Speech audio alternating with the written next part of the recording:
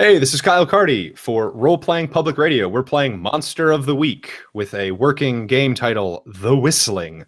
Joining me today is Ben. Ben, introduce yourself. Hey, I'm Ben. I'm mostly a guy on the internet. Yeah. Okay. You want my character too, or? We'll do that after. I just want Okay. to give like a little bit so people can get the voices just in case. And Patrick, why don't you say hi? Hi, this is good Frog in the start. throat. Yeah, no. Hi, this is Patrick. Oh, blasted Frenchman. This is Patrick from RPX, and occasionally tech difficulty depending on who's broadcasting. So yeah. Okay. Nice to have both of you here. Super happy to be running my first game for RPPR Patreon. So yeah, let's go ahead and introduce the characters. And Ben, since you seemed so excited to talk about yours, let's talk about yours. Why don't you tell me a little bit about Matt? All right. So Matt was a graduate student studying evolutionary biology, and he was looking at this novel kind of species of earthworm that hangs around graveyards. So Okay. one night he was out collecting samples late, and also coincidentally, it was Walpurgis Nacht, the witch's Sabbath.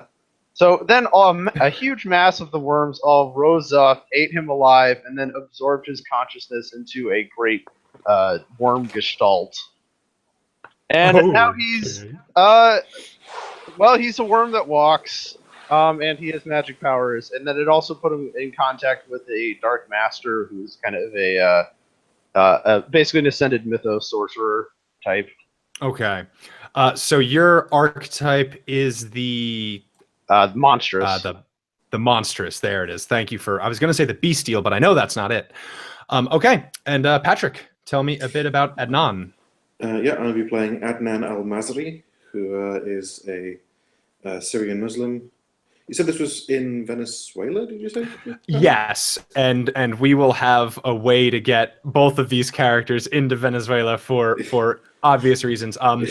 You guys are college aged. That was in the prompt. So yes, as long as I assumed North America, but as long as everybody's college aged, then we're good to go. Do not sweat. Yeah. I got you. Yeah. So Adnan is he's a middling student of comparative religions. He is very focused in certain areas and has not proven to be a good all-round student because he is mostly interested in the myths surrounding dragons. He is very interested in the myths surrounding dragons because he is a direct blood descendant of St. George, the Dragon Slayer. Okay. Who was born in Syria. I love it. Sorry, Okay. Nigel. So his playbook is the Chosen. His magical artifact is Ascalon, which is St. George's spear, which is made of dragon bone. Okay. Yeah. Sounds great.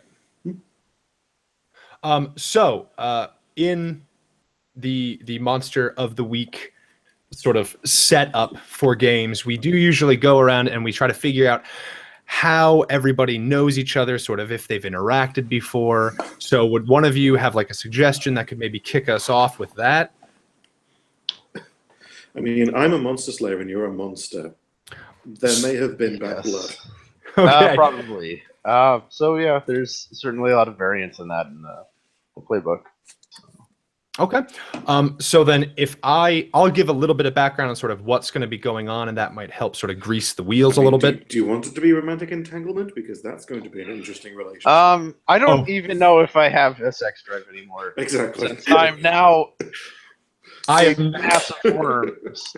Yeah, a pile of worms. I should also mention that my powers are unquenchable vitality, which is basically regeneration. Okay. And my other power is incorporeal, which I take as me kind of, separating myself into multiple tiny worms and like squeezing through doors or going in through pipes and shit. Okay, so anywhere that a worm can go, you can go. Well, the power specifically says pass through solid objects or walls and stuff, but not people. Okay, yeah, that'll just definitely flow through everything. Gross ass little wormies. Yep. So You two are students at a university in Venezuela. It is Simón Bolívar University. It is located a little to the southeast of Caracas, and not at all familiar with the current economic and like food climate of Venezuela. It's pretty bad, and Caracas is the most like has the highest homicide rate of any city outside of an active war zone. So needless to say, it's not a great place. So Yeah, why we're would going to be happy to stay out of El Helicoide, won't we? so the problem here is that in this university there is a small gathering, almost like an exchange student program for individuals like yourselves. They refer to it as being people in the know. And you two are students at this university, and you are members of this sort of loose student organization of people in the know. Oh And man, I could finally finish my doctorate. oh, Yay. hell yes. After Oh, then they So- can call you Dr. Worm. Good morning, how are you? I'm Dr. Worm. Yay. all right, you know what, guys? Game's canceled, actually. On second thought, game's over, actually. So I win! I killed the biggest monster of all, the GM! so you two are probably sophomore in age. If you want to be a little bit different than that, that's totally fine. You can be a grad student or someone applying for their doctorate. That's totally cool. But the most important bit of information is that the other gifted, supernaturally aware students at the university home for the winter holidays. It's the end of December, still before Christmas, probably around like the 20th of December.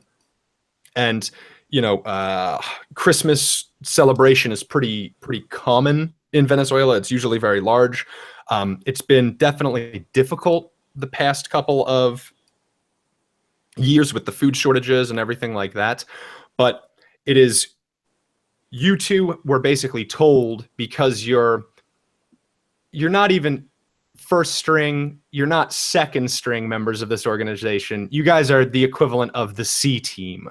You've definitely had a couple adventures probably on your own and maybe even together, but because you're sort of the punching bag, they've left you here to hold down the fort just in case anything goes bad, while all of your upperclassmen and, you know, more regarded seniors have left Venezuela to go home to a place that has abundant food for the holidays. So you guys have drawn the short end of the stick. Great. Well, I don't remember how I initially came over here, but I'm kind of fine with it. You know, drifting in and out of consciousness is fine. Whatever. Okay. That's totally cool. And so Patrick, how did Adnan get there? Adnan is probably going to say first generation immigrant or second maybe. And Okay. he doesn't come from money. His parents sort of, made it out and then got by, but have not sort of prospered. And so it would probably have been, this gifted program that maybe there's a scholarship involved when he was. Oh, for sure. He had an adventure as a teenager in his hometown somewhere in Northern America, which brought to the attention of this university that has a program for gifted youngsters, and he wasn't going to turn down a free college tuition. Because of that, or not go to college. Well, that's very respectable. He doesn't have enough to go home.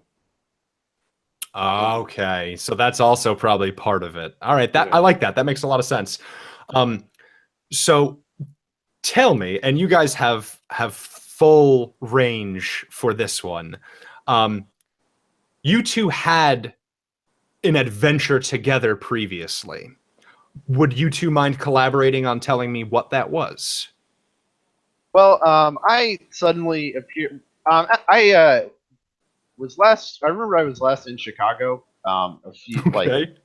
probably maybe a year or so ago. And I got some magical artifacts, and I brought them to my Dark Masters. And then after that, I kind of don't remember things for a while. Okay. Yeah, and then I suddenly came up here, and yeah, and then I went explored around and found this college and this weird scholarship. So that's how I showed up here. Okay.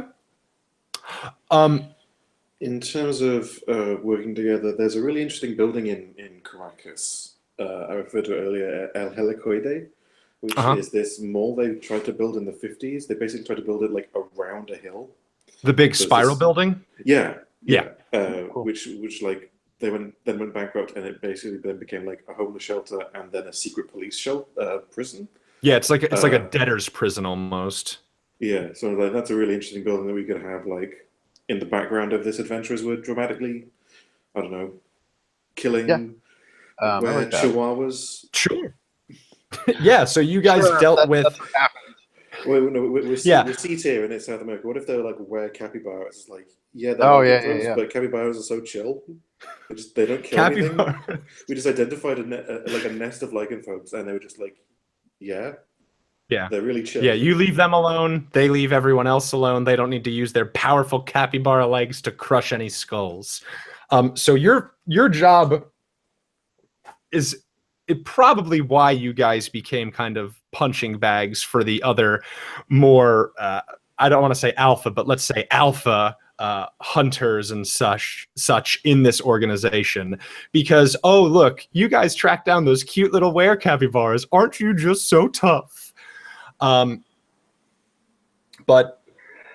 you know what? I have a question.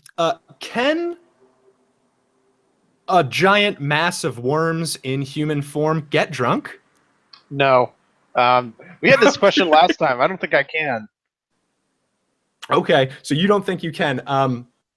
So currently you guys find yourselves at an on-campus party at Simon Bolivar University. There are other mundane students that for various reasons stay on campus, whether it's because going to other parts of the country isn't preferable right now, or you, Adnan, where they just don't have the money to go back at the moment.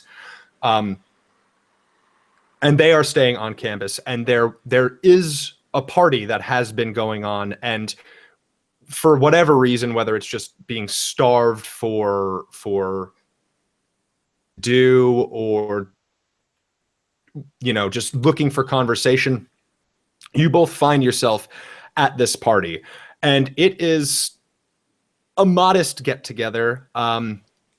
But due to the shortages of beer and spirits and stuff in the country right now, the only drinks that are going on and getting passed around are some home stilled, or like the equivalent of moonshine rum and kakui. Liquor, and rum is, everyone knows what rum is more or less. But a mass of worms can't really get drunk, but damn, this is about as close as some powerful stuff. Are you constantly a pile of worms, or is it like you mostly appear like a guy and then TV CG happens and you fall into a pile of worms? I'm a bunch of worms in the shape, pressed into the vague shape of a person, and but most of the time I just wear raggedy clothing. So I'm wearing I basically look like a homeless man covered in head to toe with clothing. A lot of baggy hoodies. So you don't have a face, is what you're telling me. No, but what I do have is I have a balaclava and then some gas station sunglasses. Okay, no. It's one of those rubber Halloween masks of like Trump. Oh yeah. Oh my god. Or Obama or something. One of those president masks. Yeah, it's a party. That's why I'll be wearing that for the party. Oh, and sure enough, like, people think that they might go blind from how strong this liquor is. Yeah. Because some of them start to wonder if that person's hand just fell off and became a bunch of worms. Not that old. hallucination. So this might be the perfect place to hide in plain sight for you. This is going to change the whole adventure because now I have to figure out how to work with a giant mass of worms, and I'm so excited. How did we get tequila at this sorry. party? We didn't get tequila. No, There's don't a worm apologize. at the bottom of the bottle. Oh no. Yeah, Cocoy has a reputation of being like the tequila of Venezuela. Like it's popular and it is strong. And sure, there are some worms in the bottom of some of these bottles, but Matt, you know that people should not eat those worms. Yeah. Especially since I feel me. parts of my consciousness die when they no. kill them with personic acid. So. So tell me what you guys are doing. Like how I acted when I was human, which was just kind of mill around and like kind of think like I know how I'm supposed to act at parties, but then fail completely. So Okay, I'll just mill around until I see someone that I recognize.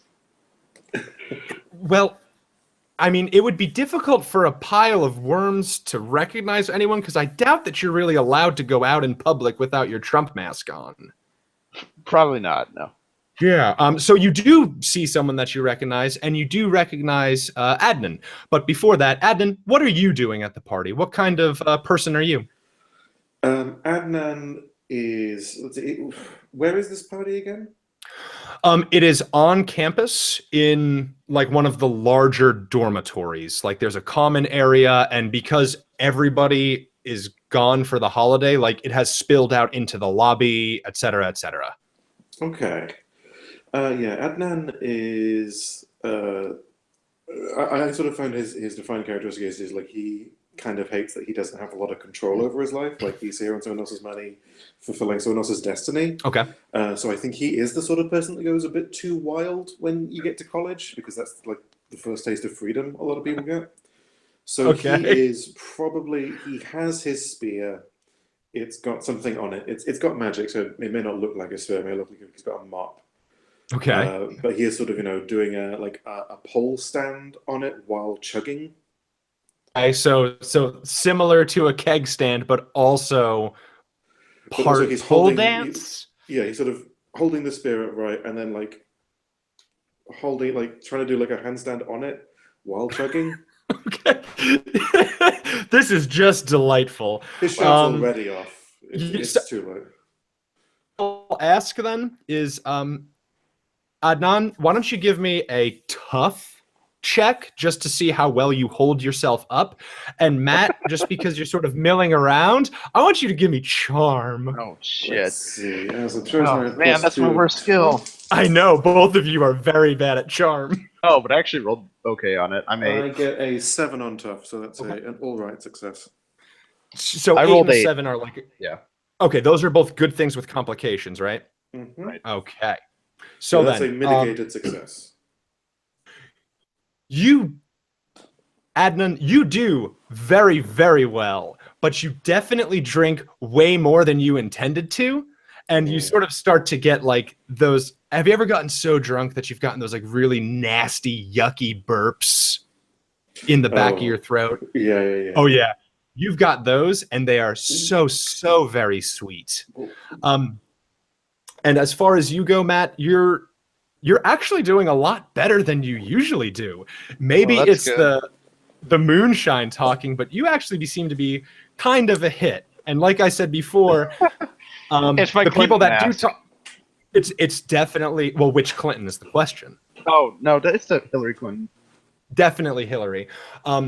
People love the mask. They think that it's super like hip and ironic.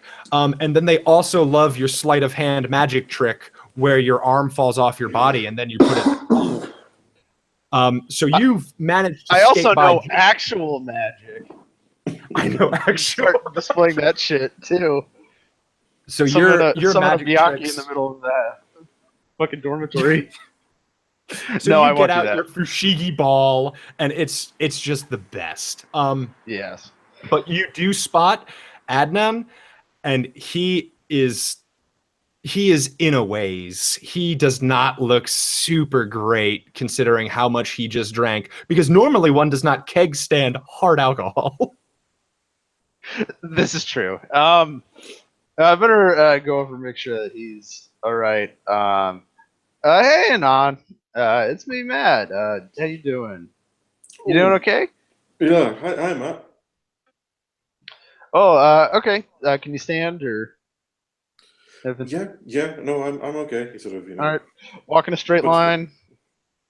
he sort of Stand on one lays the leg and all that. spear down. Walks, He cannot walk in a uses that straight as the line. guide. Like he's sort of putting one.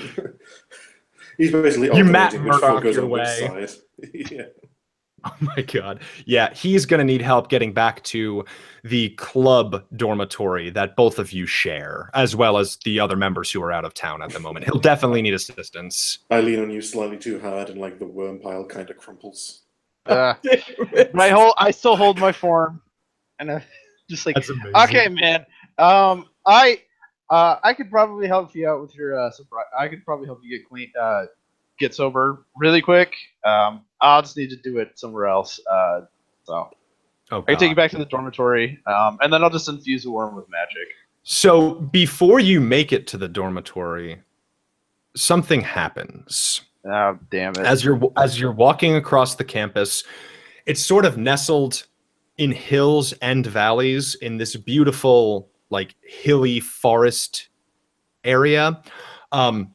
You're a mile or so, a couple miles from the city. So pollution isn't terrible out here. You still hear the occasional very, very loud thing like a gunshot on the edge of town in one of the hills or something like that. But that's not what you guys hear today. No, far worse than that.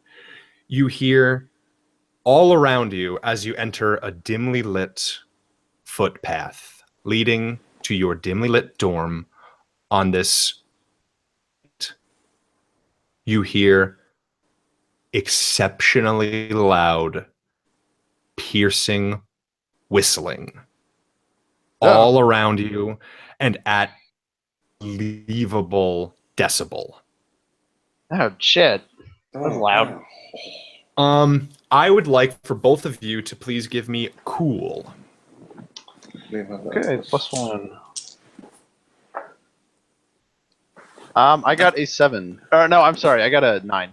Okay. Just double check my modifier. 8, 10. And on the dice. 10. Okay. So 10 is no complication, but 9 does still have a complication if memory serves. Yes. With the 9, this whistling is impossible. Oh, okay. All of your worms hear it. Like I don't know how exactly worms hear. They obviously don't have ears, but however worms hear, each part of your body hears this whistling as if it was directly next to that sensory zone. It is all over your body. It feels like your worms are covered in sonic ants. I briefly, as Anon is leaning on me, I briefly lose my form, and then he falls onto the ground. Yes, I like that as the complication. But Anon, ground, before you can even hear any potential apology from Matt, the whistling is so loud that you can't even hear his attempted apology. But there is one thing that you do pick up. The whistling is a very specific, and it loops. Is Adnan at all familiar with music theory? No, I said he was a mythology and religion student. Yeah, okay. That's totally fine. So never had a chance to play an instrument, but you do, with your uncontested success, you do memorize it. Like you could whistle this tomorrow, even when you're sober. Like it is imprinted in your mind. That's how well you hear it. They are, but if you went to someone who knows music, maybe you could. But that's fine. The whistling stops. Just like snap suddenly, done. It's over. Look around. There's no obvious there's no speakers on a telephone pole. There's no movement behind windows to suggest someone in another No. building was doing it? Nothing. The part of the campus that you are on is almost completely blacked out at the moment. And it's not even one of the mandatory citywide blackouts that the government instituted a couple of years ago. It's just nobody is here because everyone on campus is at this party, and everyone else who would be here is off campus for the holiday. Yeah, there's no speakers, there's no intercom, or your cell phone isn't ringing. Like, that's just what it is. Right, we need to go inside now. Pull So you yourself both help together. each other. Boo. I've got a spear. I'm fine. I can lean on the spear. So you both get yourself. I try to get myself together, literally.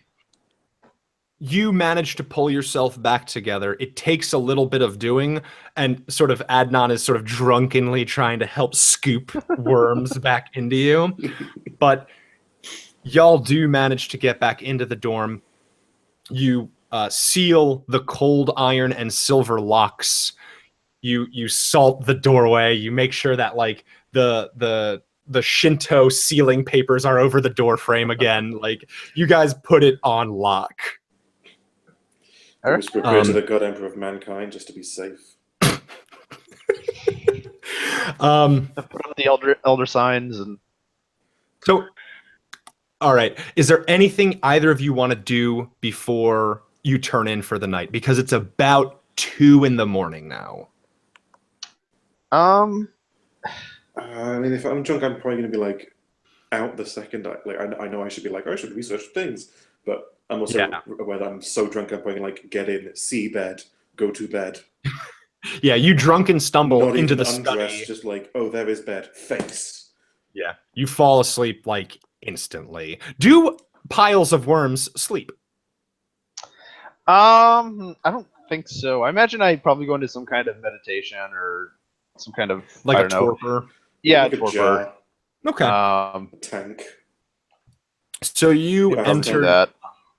I could just live in the walls. Like, oh god. Oh god.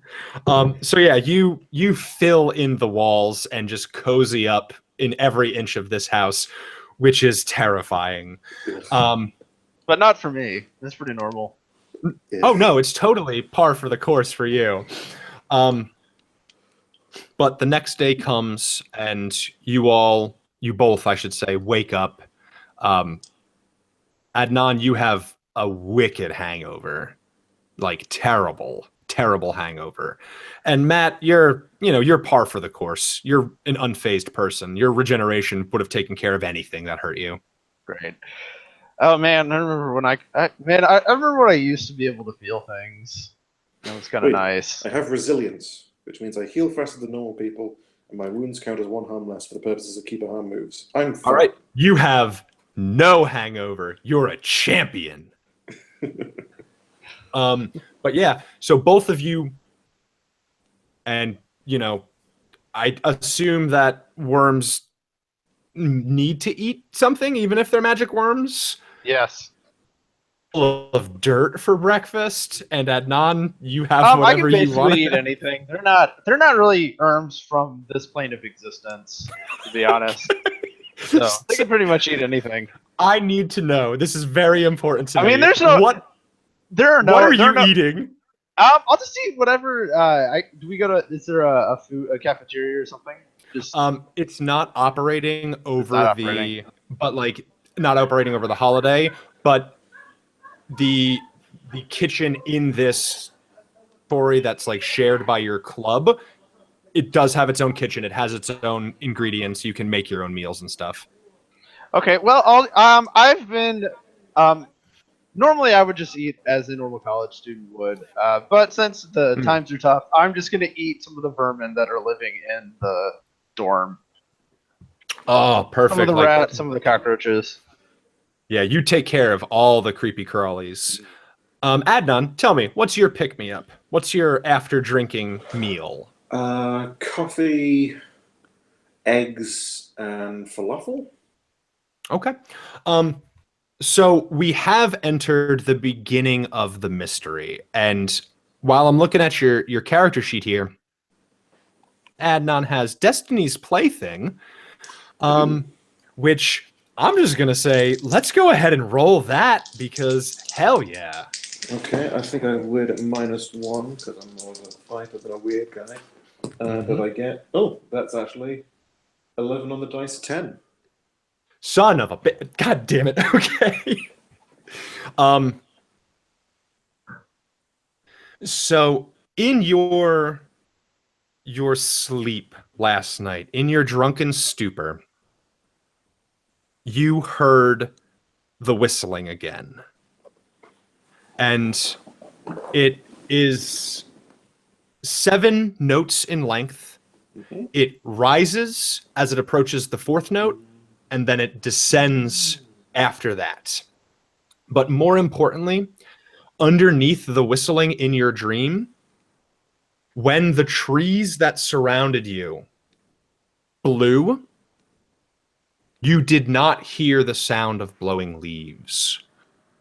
You heard the sound of what is absolutely, beyond any shadow of a doubt, rattling bone. Bone on bone clacking and clattering. And as you head through the perfectly mundane looking forest, though it sounded not normal, you did spot a clearing ahead and what you think might be.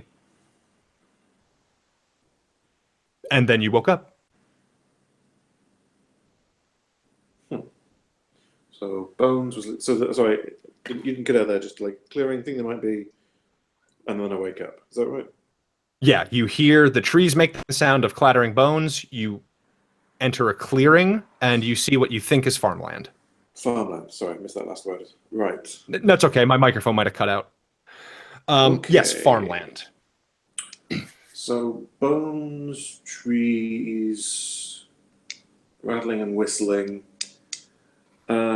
Is there any practice of gibbeting in Venezuela? What is that? Gibbeting is when you put a dead body or sometimes a live body into an iron cage and hang it from a tree as an example unto others. It's like you do to pirates.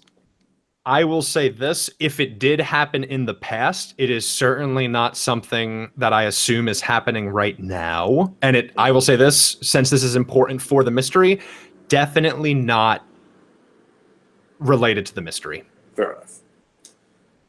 Yeah. Okay. So Yeah, so you're both in the kitchen now. Boy slumps out of the I don't know. We don't like turn on a tap and you pour out. No, I'll just say from behind the, from under the counters and. There's no good. There's no good. Yeah, there's really not a good place for you to come from, bad. huh? No. All Yeah, bad. Yeah, even if you walked in from off camera, just like through the doorway, it would still be bad. Yeah, well. Yeah, but as he comes in, you would probably see that, as Adnan is eating his breakfast and drinking his coffee, he's probably got a book out on.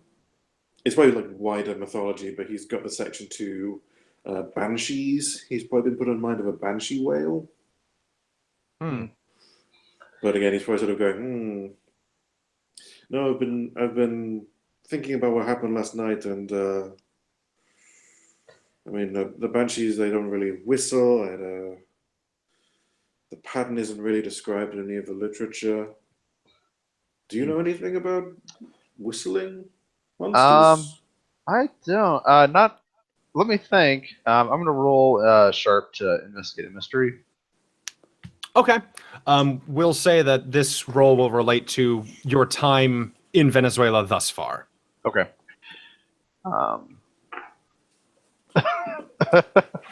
5. Nope. Nope. Yeah, Banshee. Oh, I shrug. I shrug. Yeah, It's why for not? sure. Maybe It's a Banshee. it could be the howl of the ever turning universe. Who knows? I don't know. Probably Yeah. Banshee though. Oh God, no! I don't care about joining your cult. I don't care how many leaflets you put under the door. It's not a. I didn't really choose to. It's just something that I was part of once I became a worm thing. So, you have access to the books here. I'm going to put the ball in y'all's court. How do you want to investigate this problem? Well, my best skill is weird, so I think I might try to use some kind of magic or scrying. Okay. Oh, I like that a Two. lot. Okay, give me weird. Okay, +3 is. Oh shit! Yeah, that's way much better. 13. Cool. Okay, so yes. So I'm going to say that sometimes, as a worm that walks, you can exert dominance over mundane worms because they are Okay, cool. beneath you. Yes. And so for this spell, you exert dominance over all of the worms and maggots in the area of the campus and around it. With a 13, you get a large radius. I make a magic circle with my body, and then that's how the spell starts. Oh, I love that. So here's how I like that a lot. So the way that I think the spell might work is you compel the mundane worms and maggots to assist you in expanding your body to about a mile in diameter. It's huge. And then, similar to an ancient Mongolian hunting tactic, slowly, you close the circle around. And eventually, part of your body touches something that the worms very much want to eat. Okay. And then the circle continues to close until you are surrounding this mass. You know exactly where it is, but you might want to get Adnan. There is a corpse here. Okay. Well, that's not good. All right. So when I join back together, I walk back out from the courtyard into the kitchen, and it's like, there's a body. What? I found a corpse. Any of you kids want to see a dead body? Yeah, kid, Yeah. see a dead body? It's like, oh Christ, you didn't like feel hungry, did you? You already No, ate, I didn't. right? Yeah, I already ate. Jesus, man. I mean, you're literally made of carrion, so sure that was probably insensitive of me. I'm sorry. It's just if it's not dragons, I kind of don't have anything for it. So probably Moshe's like he probably has like 2 books that he has like a little bit of like that was the extent of the literature that he could research. That's probably why he just had Banshee, and then like every other book is like myths of the dragons, drakes, thunder lizards, lots of and anatomical designs. Like he's specialized. It's kind of his problem. It's like okay, oh man, very much. So where is the body? Was it like out on the street? I didn't see anything last night. Yeah, where is it? Since I know the campus fairly well. It is on campus, and it is in a sculpture garden. Okay. Yeah, it's in the sculpture garden. Oh, is that all? Great. Yeah. Well, I'm gonna go get my shotgun just in case. Yeah. So the worm does have a shotgun. Yeah, it's mostly stuffed in my body. This is my favorite character. This is the best. Thank you. Okay. Yeah. So you get your shotgun operated by Worms Armageddon, and you and Adnan. This oh God, you don't even have hands. You could just like open up your chest and the shotgun is there and it fires. Yep. Don't. I was thinking of a worm man like pumping a pump action shotgun, but that's way better. He has like 1 billion points of articulation. Why would he use fingers? He has no need. You're so right. Okay, so you two head to the sculpture garden, and immediately upon arriving, like the atmosphere just gets darker and colder and very, very quiet. And as you walk through the sculpture garden, the occasional bust or abstract piece comes from the corner of your eye. And you enter a clearing. And in the clearing is a classmate of, let's say, a classmate of Adnan's, because I don't have a hard time thinking this worm could take classes. He's an Some online graduate student. It's mostly research and Fair enough. thesis work. A lot of e-learning modules. But Adnan, this is a student from classes, and his name is Sathya, and he is very dead. Sathya. Satya, okay. So when you say he's very dead, is he just laying on the ground stabbed? Is this some Hannibal shit where he's been put in the sculpture? Or what? Well, without the need for a roll, he is just on the ground. On his. That's okay. That's fine. He is on the ground, on his back, with his shirt hitched up to about breast height. But the most immediately upsetting and disturbing thing is that his entire like belly and gut and abdomen has been to collapse. What's up? Oh, I know. So his, abdomen collapsed in on itself. No, quite the opposite, actually. His abdomen looks like a Capri Sun or juice box that was sucked too hard and just collapsed together. Oh. Yeah, like the inside parts were sucked out just from the tummy. Is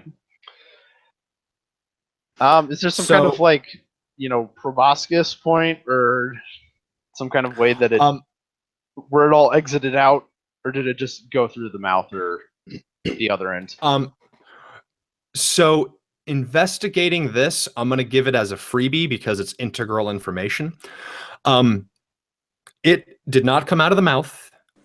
The legs, like the waist down, are fine, and the rib cage up is fine. It was sucked through the belly button. Okay, well. Yeah, like a nasty, nasty juice box. But if you want to give me sharp, or I would also accept cool, if either of you want to give me that to investigate the corpse or act under pressure, because you guys are in front of a corpse, I would allow either. I will roll plus sharp.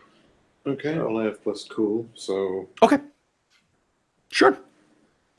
You'd be investigating the mystery and I'd be acting under pressure, doing slightly different things, I guess. So you'd be more inspecting the corpse, and I might be more, I don't know, looking out for immediate threats, signed messages Sounds from the good to killer. It was me, I did it. Signed the I killer. did it. They always return to the scene of crime. Yeah. Always. I rolled an 8. Okay, you rolled an 8. That's good. Rolling on cool a 12. I'm rolling really well tonight. Holy shit. I'm doing that. So, sharp, you notice, Matt, as you're investigating around the belly area, tooth marks around the navel. They are... It's tough to explain, but because it's a complication, it's definitely not like a dog or a cat. It's maybe simian or something, like jagged and weird, but it's maybe a monkey, maybe a person, or maybe a monkey monster person. Well, fuck. And with I'll just be saying that throughout the entire time in the wire thing. Aw shit. Aw beans. Fuck. With cool, you spot tracks with cool. Bipedal. They approach from literally out of nowhere. They begin next to a tree, and then they just appear. The gate, because you got a 10, you said, on cool, right? 10 on the dice and then +2 for cool, so 12 total. Holy moly. Okay, so with the 12, the gate, like the actual distance between the steps, is enormous. This thing might be like 7.5, 8 feet tall. The feet are, 5-toed, arched, vaguely human, probably not simian. That's how roll you weld on that. But most interesting is when you pick up the foot trail, there's a second trail. Next to it is a large, wide, and flat dragging skid mark. And it accompanies all of the steps. So it's possible that was Sathya and that's where he was dumped? He was For killed sure, elsewhere it was and brought here? It for sure was not him. Right. The dragging continues after the body. Right, okay. And the Body, and then footmarks it goes begin like as if someone had stepped out of a tree? Out of a tree, off of a tree, through a tree. Yeah, all of those are perfectly valid guesses. And then the path terminates next to another tree as well. Okay, so probably like takes out a small notebook and scribbles down like dryad, what's the word? Was it like naiads? The Greeks had Maenads. like Yeah, Maenads. The Bacchus stuff like that, followers. like just like in his things, because it's things for like what we would call a dryad was specifically I think for oak trees, and then for a different tree it had a different name. Oh, okay. I was thinking the Maenads, which are the you scribble Bacchus all of those things down, but none of those have songs associated with them. Is the thing. Here's a problem though. Someone else is coming down this footpath. Shit. Hide. Okay, I just think it to the ground. Into the trees. I He's the gone. Trees. He doesn't need a roll. Do you want to hide in the trees? Yeah, when I say in the trees, I don't mean like climb a tree. I mean like in the go brush. into the So that would That's be fine. action under pressure. Cool. Yeah, I'd allow cool. 4, 7, 9 in total. Okay, so with a 9, you managed to hide yourself pretty well. And that's when you hear, coming from down the path that you guys walked here, you hear a distinctly feminine voice. And it sounds kind of panicked, and it's definitely talking to someone. And once the figure enters this specific section of the sculpture garden, you recognize it as Clau, C-L-A-U. She is a female student at the university. She's not in your major like Sathya was. She seems incredibly panicked, like deeply. And following along closely after her is a police officer. And she says, "Here, this is where I found him. He's there." And she's like hyperventilating and gasping, and is definitely not speaking. Like, you guys are transfer students, you've had to learn the local language, so like I'm just gonna speak it in plain English because you guys sort of need an understanding of the language to survive in this country. So I'm gonna say both of you are probably fluent speakers, whether it or not it's a gift from an evil worm god, or it's just one of the benefits of being a chosen one that you can pick up languages easy. You guys know the language. It is like one of the things in Magic is that you can just use it to. Maybe I made an artifact for myself so I can communicate with something that you do not share a language with. Love that. So, excuse me. So she's speaking Spanish to the police officer, and the second he sees the body, very unlike a police officer, he actually takes a step back and crosses himself. Oh, interesting. He, radios for backup, and a couple other, like two other nearby officers arrive, like campus security. They start to talk in like very hushed whispers. One of them has taken, also seems equally terrified, more so than, hey, I found a dead body terrified. Like, all of these people go pale when they see this crime scene.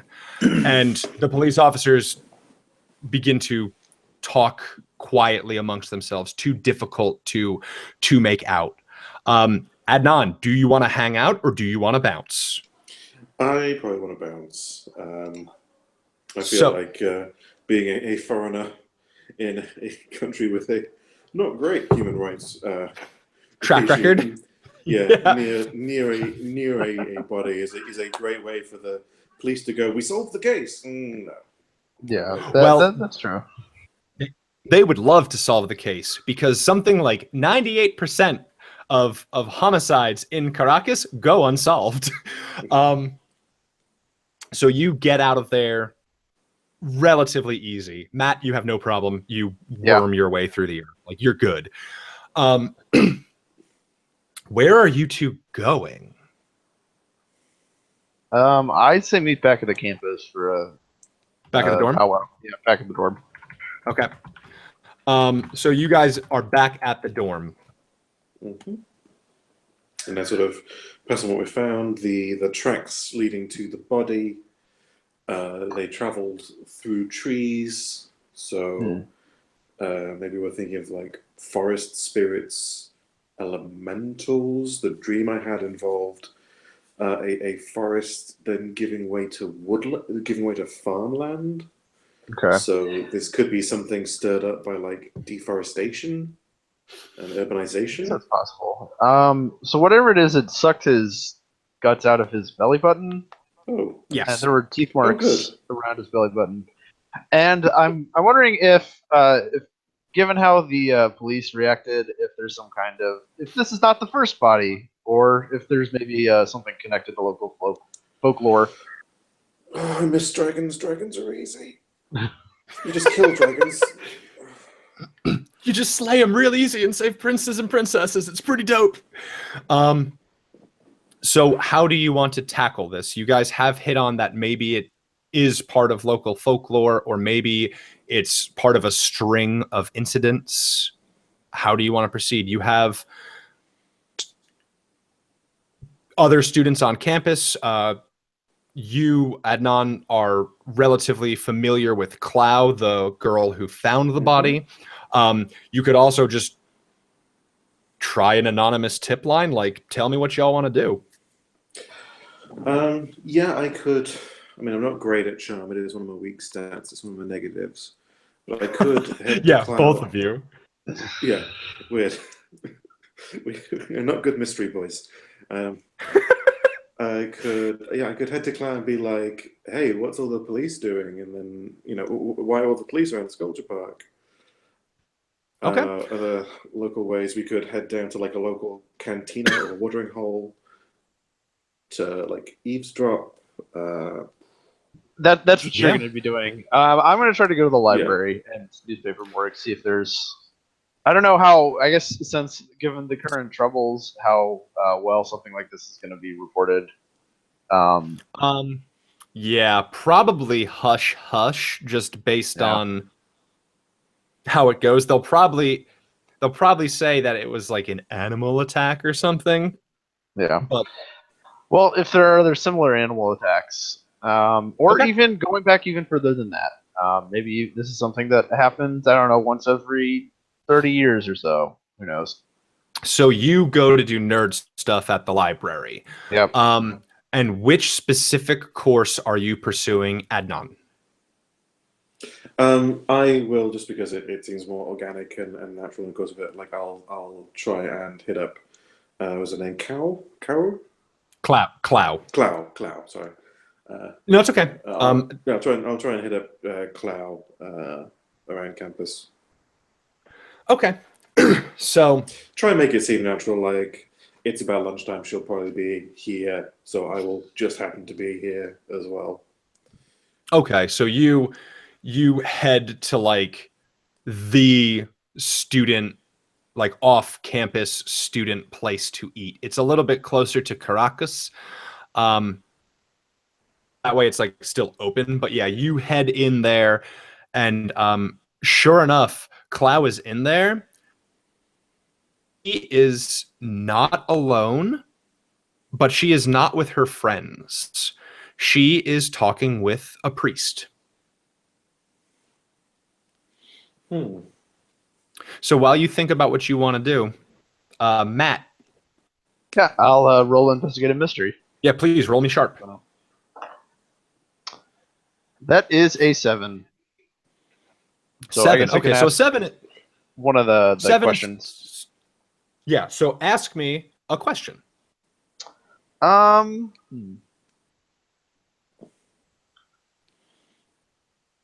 What is being concealed here? Okay, cutting right to the heart of the matter. Yep. So the first layer that is being concealed, based on what you said you wanted to investigate, this is not the first death. Yeah, I had a feeling. This is the third death in the past 10 years.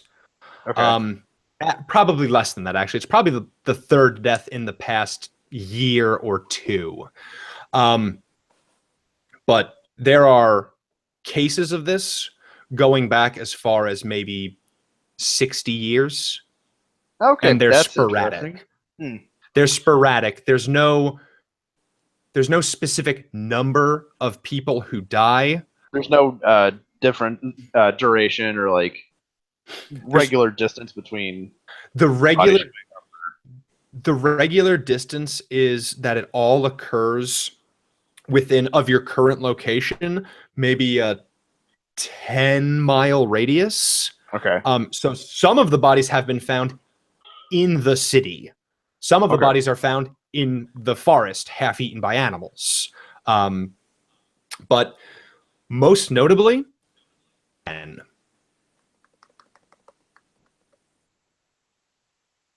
Sorry, cut out there. Most notably. so that is what is being concealed. That there seems to be a string of serial male killings. Okay, all male. Are they all within the same age? About the same age, or they just? They are all at least 20. Okay. Some of them are as old as like 45, 50. And they just appear randomly throughout the past 60 years. Randomly. There are often clusters and then periods of silence for maybe like a year or two.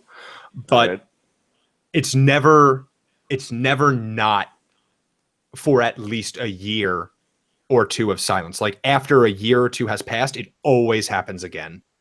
And since I asked what is being concealed, what is the normal police response? Has it just been to cover it up, say it's something it isn't? Most of them are unsolved. Okay. And yeah, so I'll say that the complication is that you might not get one of the more important aspects of like your grasp of the written nuance maybe isn't as good as your grasp of the spoken nuance. Okay. All right. Well, that is something very interesting. So Adnan, what are you up to? So yeah, I'm drinking a coffee and reading a book, but not really reading it. I'm sort of overhearing the conversation she's having with the priest, if at all possible. Okay. I would call that read a bad sitch. Which is plus. And I would accept sharp. Just double check my sharp. I think it's one of my good ones. This is the reason I'm trying to. I'd also say a lot of sharp, cool, and tough. You could do cool too. You could do cool, help out. Well, because like an acquaintance of yours is terrified. I don't know which one's better for you. Don't expose yourself yet. Yeah, cool is better Yeah. than sharp for me. Well, if you want to try and expose yourself, it's cool. If you want to eavesdrop, it's sharp. I'll go sharp. So yeah, just Okay. trying to catch up on some reading over the break, and 11. So 10 on the dice plus 1. These are my crooked D10s. They quite like me. When I say crooked, I mean the wonky shape. Okay. So on a 10 plus, I have something. I hold 3 and can ask questions. Sorry, go ahead. Okay, so you want to ask me questions first, or do you want to hit it organically? Reading a bad sitch, right? Oh well, yeah. No, let's read a bad sitch. Yeah. Are there specific questions that read a bad sitch grants you? Yeah. In the same way that investigate does. But they're like, well, they're for bad situations. So it's like, what's the best way to protect the victims? What's most vulnerable to me? What's the biggest threat? Okay. So then rather than like give you those specific answers, like the threat isn't in the room. Yeah. Freebie. Like that's not so you get like 3 important pieces of information. Mm-hmm. Okay. So yeah, hold 3. She is speaking to a man that she refers to as Padre Julian. He is distinctly a man of the cloth. She is sort of clutching rosary and sort of absent-mindedly like doing the motions of prayer while she's conversing with him. Okay. And you definitely, the first piece of information is that it's super goddamn weird that she would go to a priest for this instead of like the police again, or like call her parents or something. Venezuela is a very like Catholic religious country, but even this sticks out as kind of bizarre. In addition to that, the priest does ask a couple of questions. Specifically, he asks like he asks a question that you know the answer to in advance. He asks if Satya was promiscuous, if he had sex out of wedlock. And you know, and Clow confirms, the answer is yes. Satya was kind of a playboy. He was an attractive guy, relatively well liked by everyone on campus, but he did have a penchant for fooling around. So that's, you get a feeling that that's kind of important. And but it can't be super like distinguished because it's a campus.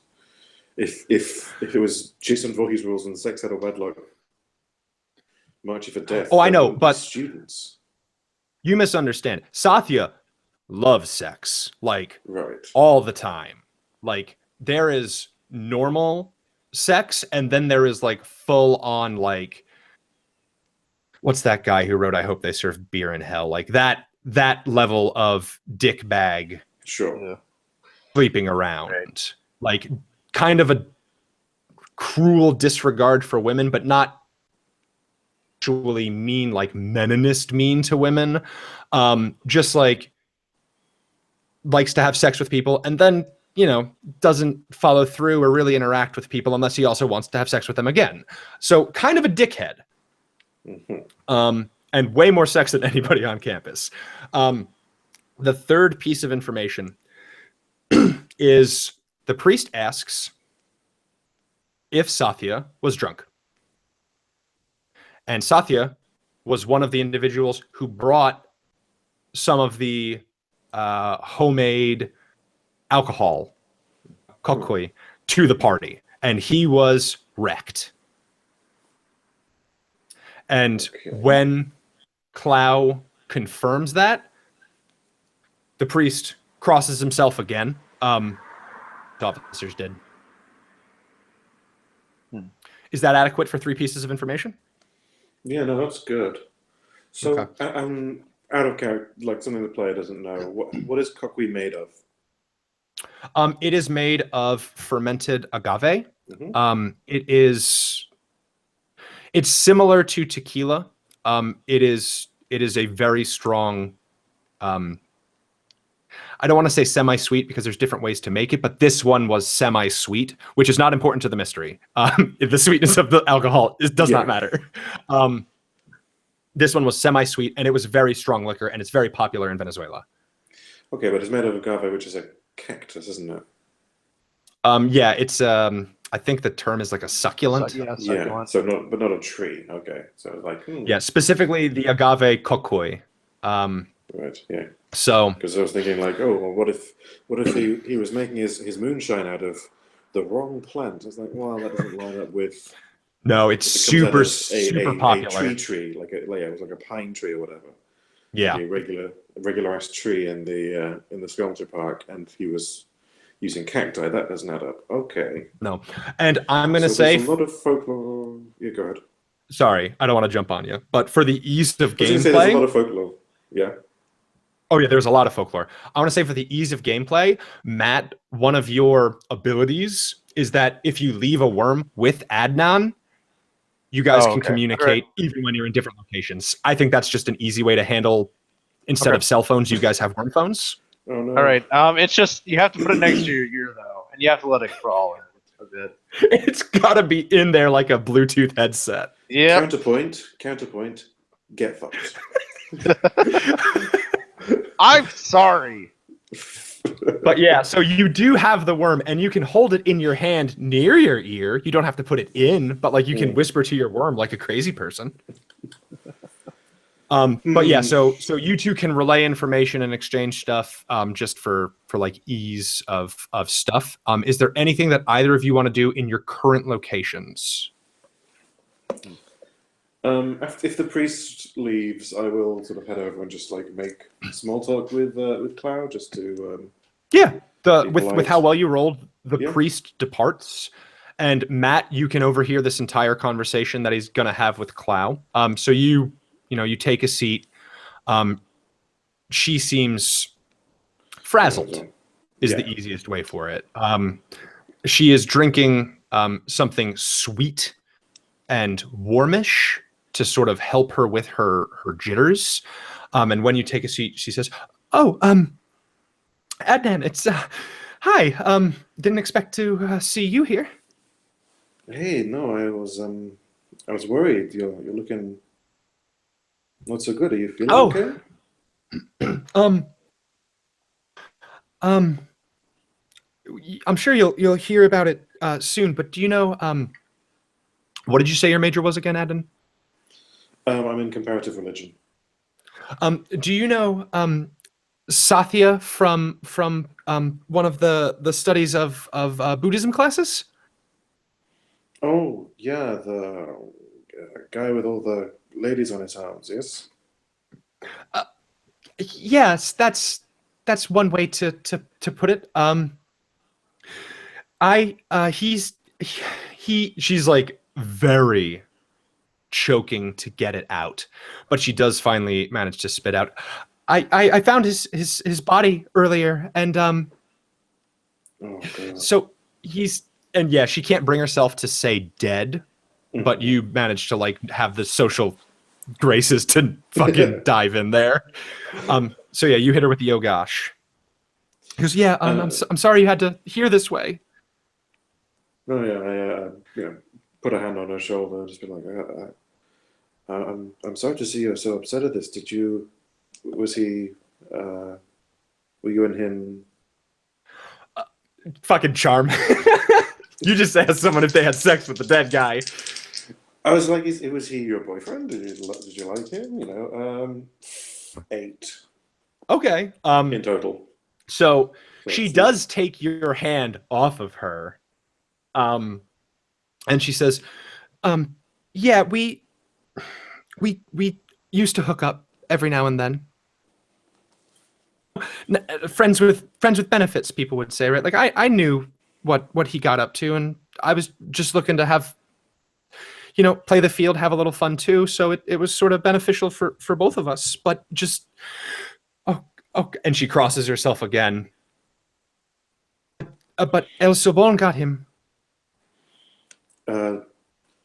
Sorry, I don't think I'm in that class. What is I'm not from here. What is El Sabon? So by playing the "I'm not from here" card, she sort of looks up at you, and then like there's like a dawning realization on her face, and she goes, "Oh, oh, Is this like an right. American I'm sorry. boogeyman? Um, yeah, yes. It's he's a creature that he used to be a man, and and she like starts to sort of sob again, but then she pulls it together. Um, he's often seen around Los Llanos, which you know is sort of like the prairie land, excuse me, that is most of Venezuela and some of, I believe, Colombia. He's and she like gathers herself again and she says, he's a urban myth, like your spring-heeled Jack. Oh, okay. He's and so as she gives you the name El Sobon, Matt, is there anything that you want to do in the library? Yeah, I'm gonna look that up. Wikipedia. Oh yeah. Do that shit. So there is. Oh yeah, sorry. 11. Oh, homie, For you also get a +1 on this roll because there is so much Okay, information. 12. He is an incredibly popular urban myth. So 12 for investigate a mystery. I'm not really sure which of these. For I would be able to ask 2 questions. Yeah, but what I'm saying is I'm not sure which of these questions might relate to this specific situation. So, and if it's one where like it literally wouldn't make sense for you to get that information from this source, I will ask for a different question instead. Does that sound fair? Yeah, that's fine. So what sort of creature is it? So El Silbon, and this Adnan, she is sort of explaining it to you as well. El Silbon literally translates into the Whistler. And it is a legendary mythical monster from around the 19th century of Venezuela and some parts of Colombia. And it is the spirit of a younger man, 17 to like the mid 20s, who had a wife that he loved very much, and his wife was killed by the boy's father, insisting that she was a slut and other like hateful things that you can call a young woman. And so he killed her in sort of like an honor killing way almost. And the son witnessed it and killed the dad. But that's not really where the story ends, unfortunately. The grandfather, the boy's father's father, found out what happened and took the boy, tied him to a tree, and viciously beat him with a whip, lashed the hell out of him until his back was like flensed. It's then said, yeah, it's pretty graphic. And like all of the different myths you read tell slightly different alterations of the story, but they all follow these key you hear. Like there are variants region to region and story to story. But once he was beaten with the whip, he was taken off the tree. His wounds were cleaned with alcohol, which caused excruciating pain. And then he was beset by, some stories say a dog, some stories say multiple dogs or a pack of rabid dogs that had been starved. Sort of the state of the dogs is hotly contested. But the dogs savaged the boy and killed him. And the grandfather placed a curse on him that for his sin, he would be forced to carry the bones of the father he murdered for all of eternity. And that's that's what El Silban is. It is an undead creature that carries the bones of its father in a big sack across its back. Okay. What else you got? What can hurt it? So no one can kill. That is important. It cannot be killed. At least that is what the uninitiated think.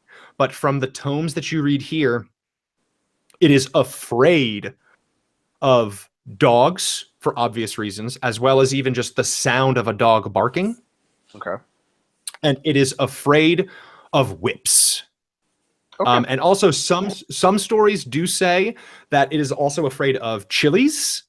And some stories say that it has like a perverse aversion attraction to alcohol. Okay. Interesting. So I guess we have a shopping list we can get. So When I saw that you were a monster, I was like, oh man, if he is like a werewolf, that's going to change the whole adventure. oh yeah, that would. But I'm not. I'll just summon But yeah. hellhounds or something. Made of worms. Yes. So yeah, that is what you do manage to learn from the books about El Silbon. The librarian that sees you pull out all these books all of a sudden does cross himself and does sort of shuffle away when the Hillary Rodham Clinton in a hoodie starts to read it's my books. normal. It's a balaclava and gas station sunglasses. Okay, You see her so and when just whisper, Benghazi, and then she leaves. when the gas station robber takes out the books on El Silbon, because I assume there's sort of a nasty negative aura around you. Yeah, I have an unnerving aura. That's, Yeah, part of the so description. definitely you spooked this poor folk. And so yeah, back in the bar conversation, so she sort of tells you this myth of El Silbon. And she says, and he's known for whistling when he is on the prowl. Oh, And I see. that's the myth. Oh, okay. Yeah, no, sometimes I hear when there are parties, they do this whistle, and then I give her the 7 notes. Oh shit. You hit maybe halfway through those notes and she puts her hand over your mouth. Oh, and then I sort of realize like I've committed a faux pas, silly foreigner. For sure. Sorry. And she like gets very quiet, and like other patrons of the establishment also go quiet. And they all listen, and they mute the television, and they listen, and they don't hear anything. And then noise returns. Do not ever whistle that. Oh, okay. It's you rolled really well, right?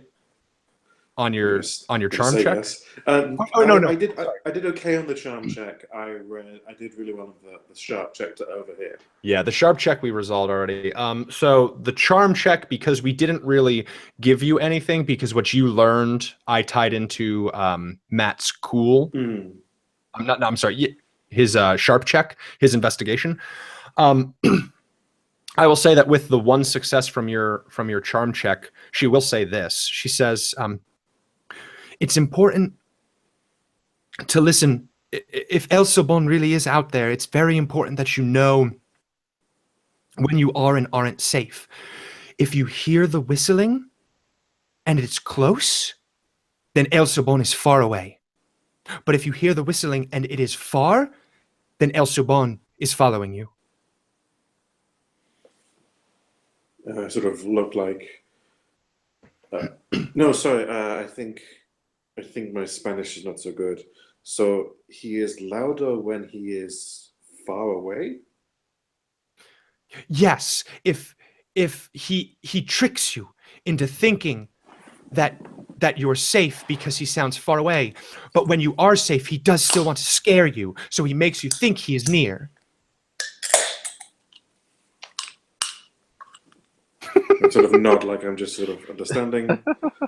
Like, no, Yeah. okay, I didn't mistranslate that sentence. Like the Nope. grammar adds up. Okay. Oh, that's you have some scary stories here in Venezuela. But it's, try and lighten the mood. Be like, and then She sort of like uneasily chuckles. It's just it's a story. It's a coincidence. of course. And then she sort of like looks down at her glass. She's done talking to you. Okay. Well, sort of getting the hint that like she doesn't. I have overstayed my welcome somewhat, but at the same time, like I can't be seen to just like leave an upset woman at the table. I will sort of look at my phone and then be like, okay, well, let me know if you need someone to walk you back to your dorm or anything. I'll be safe.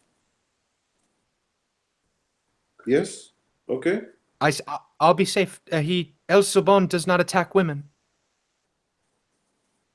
Well, he is a monster, but at least he is a gentleman. Yes. Yes. She's super uneasy. You did not stick the landing on your convo. No. So you Damn excuse it. yourself. I can't save the princess. No. Well, Clow is just. She does not want to talk to you now. That does not mean you can't approach her again later. So you head off. Yeah. Matt, is there anything else that you want to do before you two reconvene?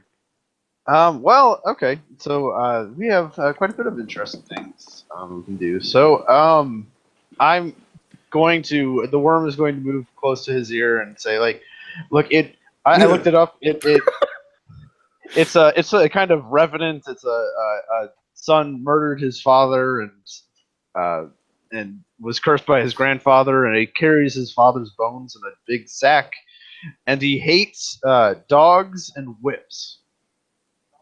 And this apparently, feels really bad. It's fine, man. Don't worry about it. It's not burrowing into your brain. It's really gross. It's not. It could be worse. It's just like a wet willy, man. Which I know aren't You're really great. fine. You're fine.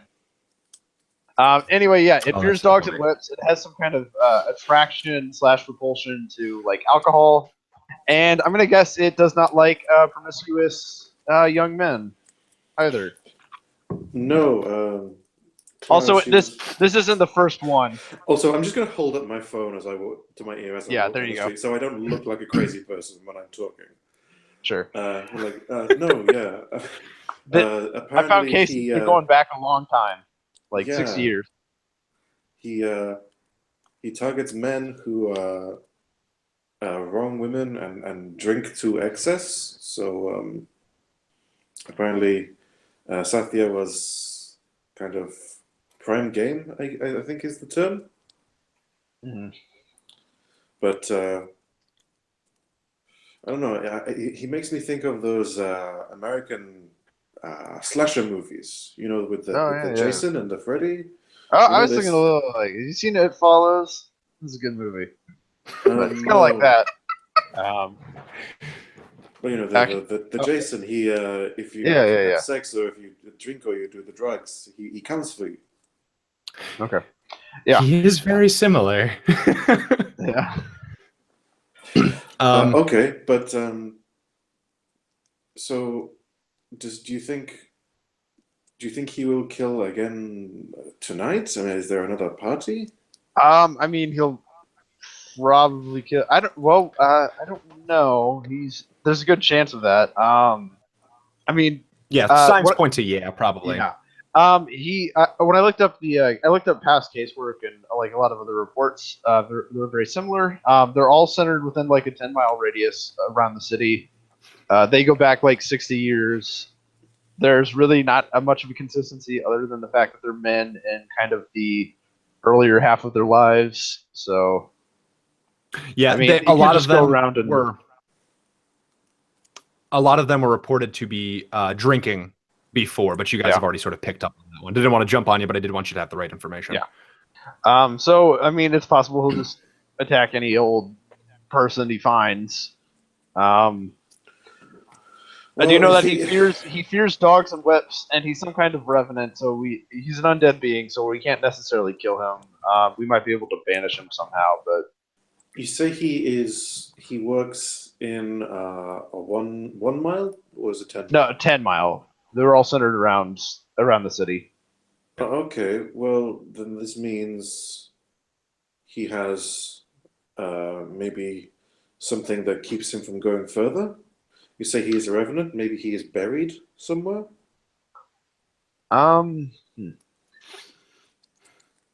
That's possible. Not sure. There's still much that we don't know exactly.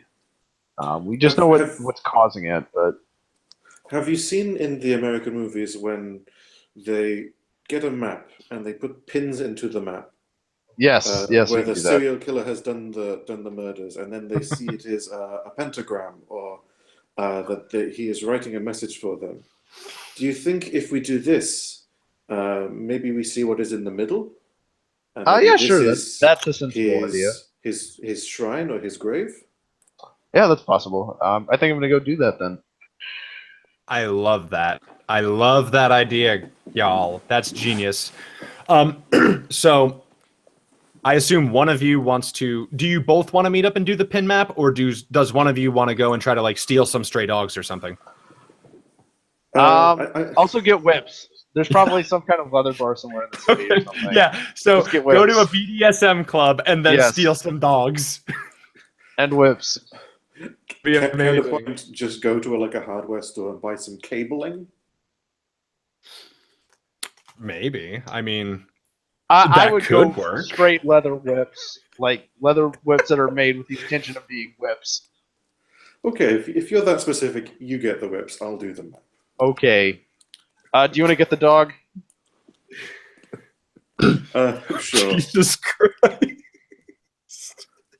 Oh my god, this is the best turn of events. The plan is to steal some dogs and whips. This is delightful. So team kidnap dogs and whips, you're gonna have to go into the city. You're gonna have to go into Caracas proper. Okay.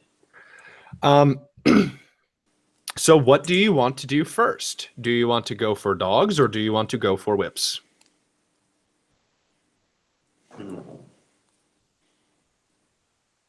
I mean, I imagine there's probably stray dogs somewhere. Try to find the friendliest one. Well, it's super duper easy when you like eject some of the meat that your worms have been saving to eat. Yeah. So I would let you do that at charm. Okay. No, what? You know what? This is some weird worm ass magic. If you want to use weird worm ass magic to dominate, I'll use weird worm magic. you can dominate it.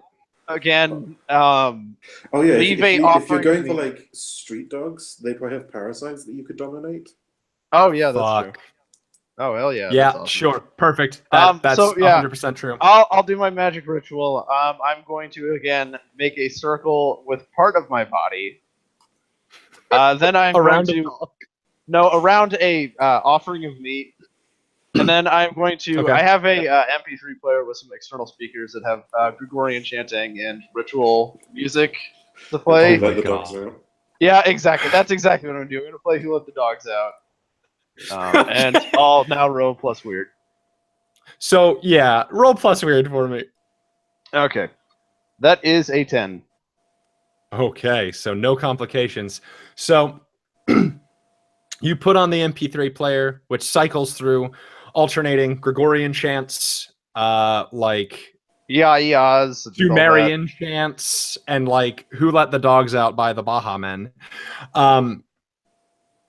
And in the alleyway that you've posted up in like one of the hill-based slums of the city, one of the curtains moves and like an elderly woman peeks out from behind like the bars over the windows at what I can describe as a circle of worms with some candles and meat in the middle and an MP3 boombox on a dumpster next to it. And she just sort of like, she just shrugs, closes the blind, and goes back to doing whatever she was doing before. And sure enough, what kind of dog you want? I kind of want to pick something like a small, like a Pomeranian or a Dachshund, because that would be hilarious. So you get an absolutely adorable street Pomeranian. And yeah, it walks into the circle. It begins to eat some of the meat, and bingo bango, the ritual goes off without a hitch. You dominate this dog. You put one of your master worms into its ear. It dominates the parasitic worms, and now you are, in addition to being a pile of worms, you are also a dog. Yay! I do a test to make sure. So I do sit, play dead, all that. It does like bang bang, roll over, like it does it all. Awesome. That is cool. You got the dog deluxe model. Sweet. So now I'm just gonna walk. I'm just gonna. No, I'll pick it up and carry it. Okay. So I'll be a homeless street robber carrying a Pomeranian that was maybe a little timid, but now is happier than could ever be. That's so good. Because I made it happy. I forced it to be happy. And so back at the dormitorium, Adnan. Yep. First things first, you remember very easily one of your fellow hunters, who is not here right now, does have a whip in her room. Probably actually several. She claims to be the descendant of like the king of Minos. She claims to be like a descendant of like Minotaur slayers and shit like that. So she really loves bullwhips. She got a look at bunch. my phone and go to the group chat for all the hunters. I gotta borrow this whip. Okay. So here's the question. Do you want to alert the hunters who have been making fun of you for the past 2 semesters that you might need to borrow some of their gear? Or do you just want to be the big damn hero who takes what he wants? Ooh. How British do you want to be? How much do I want to be versus how much does Adnan want to be? Exactly. How British does Adnan want to be? How much like St. George does he want to be? Yeah. I know. Hey, I mean, you're not a sexually promiscuous young man, and you're not drunk, so you Wait, should no. be The fine. patron saint of England, I break into other people's places and take their stuff. It's fine. Exactly. Oh, yeah, exactly. That's what St. George would do. And yeah, like as from one chosen to another, you can't let her continue to one-up you and make fun of you. Like, God damn it, you're a descendant of a dragon slayer. That's your whip now. How are there more minotaurs than dragons? It doesn't make sense. Oh no. So do you just want to like sneak through a window? I asked for forgiveness, not permission. Yeah, so I will Pick the lock? Like, what do you want? I mean, it's a campus, right? So it's probably just like credit card to just shimmy the door What? open. I had keys at the campus I went to. Yeah, I guess I went to like third-party accommodation, so Yeah, we'll say it's a pickable lock. There's also a Mhm. window, or you could just kick the door in. We'll write it up as an emergency later. Yeah. So kick the door in would definitely be tough. What would the other ones be? Oh no, what I'm saying is kicking the door in is just automatic. Oh, like you're just- just gonna get the whip, but she'll know Mm. when she gets back. No, yeah, I will kick the door in, take one of the whips, and then just be like in the group, you're like, hey Mina, took one of your whips, needed it for a job. You Thanks, send her a lol. picture of her splintered door frame. Yeah, and then you turn your phone off promptly as the group chat explodes. Mute. Congratulations, St. George. You have slain the door. So I do want you to give me sharp for putting the map together. Okay, that's one of my good ones. 9 total. 9 total.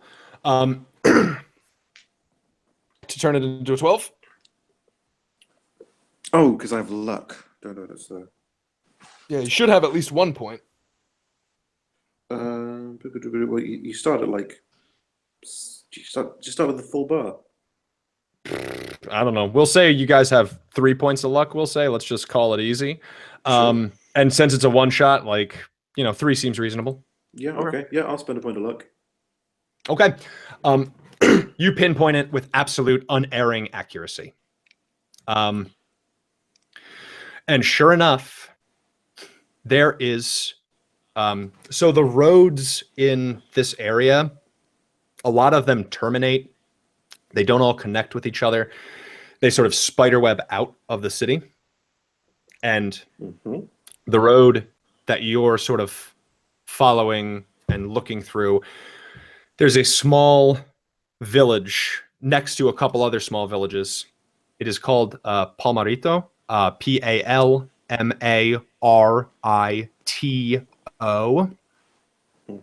Palmarito is on one of these long, isolated roads that sort of go through the hills and forests of the area. And dead center, but near it, there is a farmstead. So we'll circle the farmstead. Do you have a phone, Worm Boy? Don't I have another one of my worms with you? Oh, sure. Yeah, you guys got that worm squad. Got that Worm Squad. Yeah, so I'll say, I think the farmstead I saw, it is, and then I'll give the name. It is in Palmarito. It is Via de Bob. Yeah. The actual farmstead, you don't like have a name for itself. The map's relatively rough and it doesn't list personal properties. But yeah, it is in Palmarito. And Palmarito it's either a hike through the forest or his car keys from the dorm and driving on the roads. Do you have your worm license? It's fine. Yeah, when you were a human, you knew how to drive. You can I probably did. worm operate a car. Yep. Yeah, and I don't even have to get a lock or anything. I just sit in there and try to squish my fingers in so that they fit the key and the ignition. And No.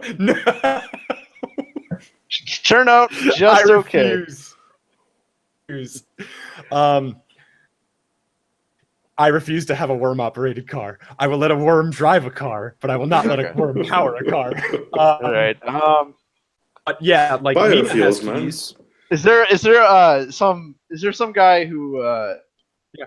Well, I guess we could go for like a newer car. So is there a guy who like just got out of his car and I saw where he put his keys in his pocket? Do you want to carjack somebody? Yeah. So that does sort of go against the help people directive of hunters and sort of like the organization you're in. But I guess as long as you bring the car back, it's okay. Yeah, this is fine. So, It's fine. give me tough to, I guess, mug somebody. Okay, +0. Oh, actually, you know what? You do have a shotgun. Oh I'll yeah, let I you do. have- I forgot about that. You point the shotgun at them, you take the mask off, and you say, "No one would believe you." Yeah, oh I'll yeah. give- Holy shit. My car got stolen I would by allow- a worm. No one will believe you. Yeah, fuck it. Give me weird +2 for having a shotgun come out of your shit. chest. Um, Let's roll with it. okay, so that's a +5. That's an 11. So this guy pisses his pants. Tell me what happens. Please break me off a piece of this delicious scene. You have full control. So I so I see a guy. He's kind of pulling into a parking spot. It's in a relatively isolated enough area. He's about to get out of his car, and then I come out with the shotgun and the Pomeranian in my Under on your top of arm. my shirt. Yeah, no, it's on. It's like kind of bundled up like a baby on my on my chest, hanging of my hoodie. Oh And my then I god. put, get out of the fucking car. And then when he freaks out and gets out, I then lift off my mask and scream as all the worms vibrate at once. No one will believe you. And then I drive off. So you'll definitely get some demerits, but this is delightful. Also, you do hear Adnan, you do hear the one worm next to your ear in a very small voice, because it is not all the worms, say, "No one will believe you." So something just happened. And then maybe 20 minutes later, a worm-operated vehicle pulls up in front of the dorm. It is just like a banged-up hoopty. And there's a Like Pomeranian in it. And there is a Pomeranian in it, and the Pomeranian is driving the car. Dog is driving car. How can this be? Listen, man, this dog is dominated by worms. This dog can do anything. Yep. I just sort of look down but yeah. at the Pomeranian in the car and say, I think I like this better than your normal. I like this one better than the one in the pocket. I make the dog pout. And go like, oh. Yeah, Whimper. see, no, it is Aw. cuter than the one. And then I So, whisper through the worm, I just made it do that. It doesn't have free will anymore. Oh my god. I So slip you my, sit down. Well, technically, Escalon is a lance, not a spear. So it probably has to go on top of the car. Okay. It probably wouldn't fit, like if it's a little car, it won't fit in the back. You pop out the rear window and just sort of like tie it to one of the chairs, and it's just hanging halfway out the car. And yeah, you take a seat, and your seat cushion is worms, and the car takes off for Palmarito. And you guys arrive in Palmarito, maybe, I would say, nearing at this point supper time. So maybe like 4-ish, heading on towards 5-ish. The sun is still pretty high up in the sky, not quite eerie darkness yet.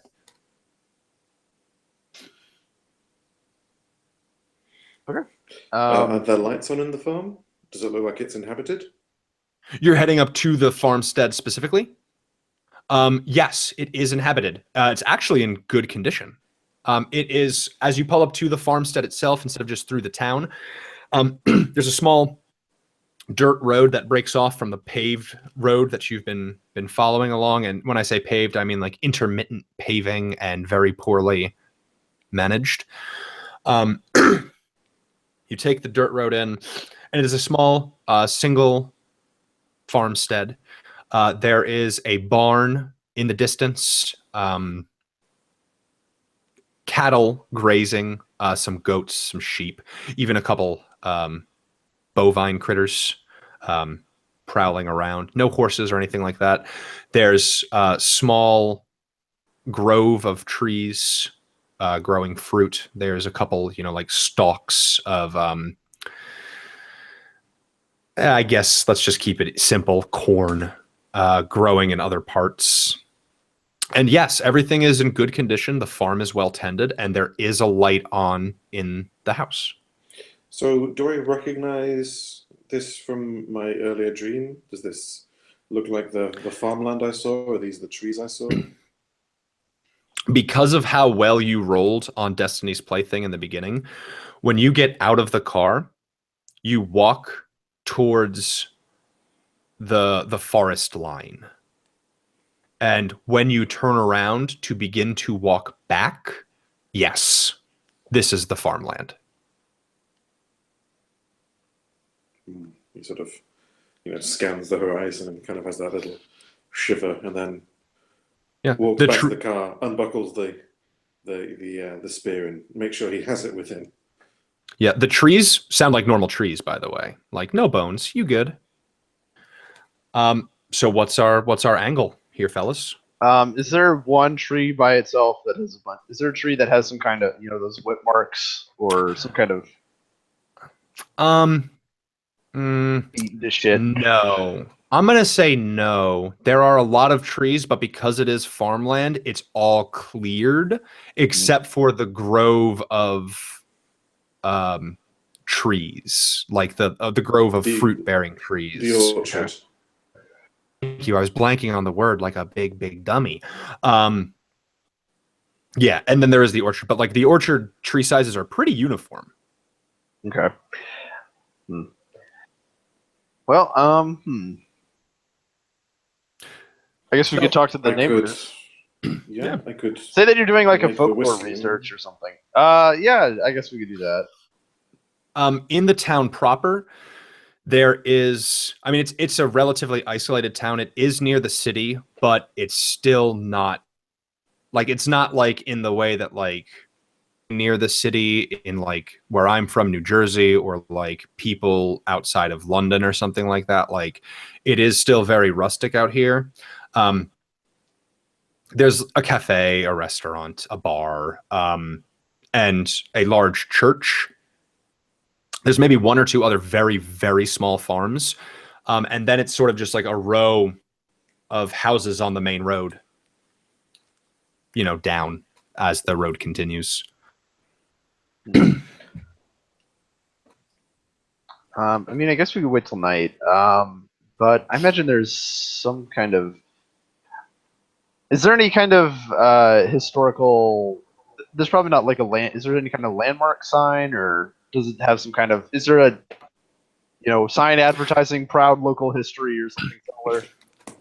The closest thing to a local landmark is the church, Okay. which has by the looks of it, been around forever.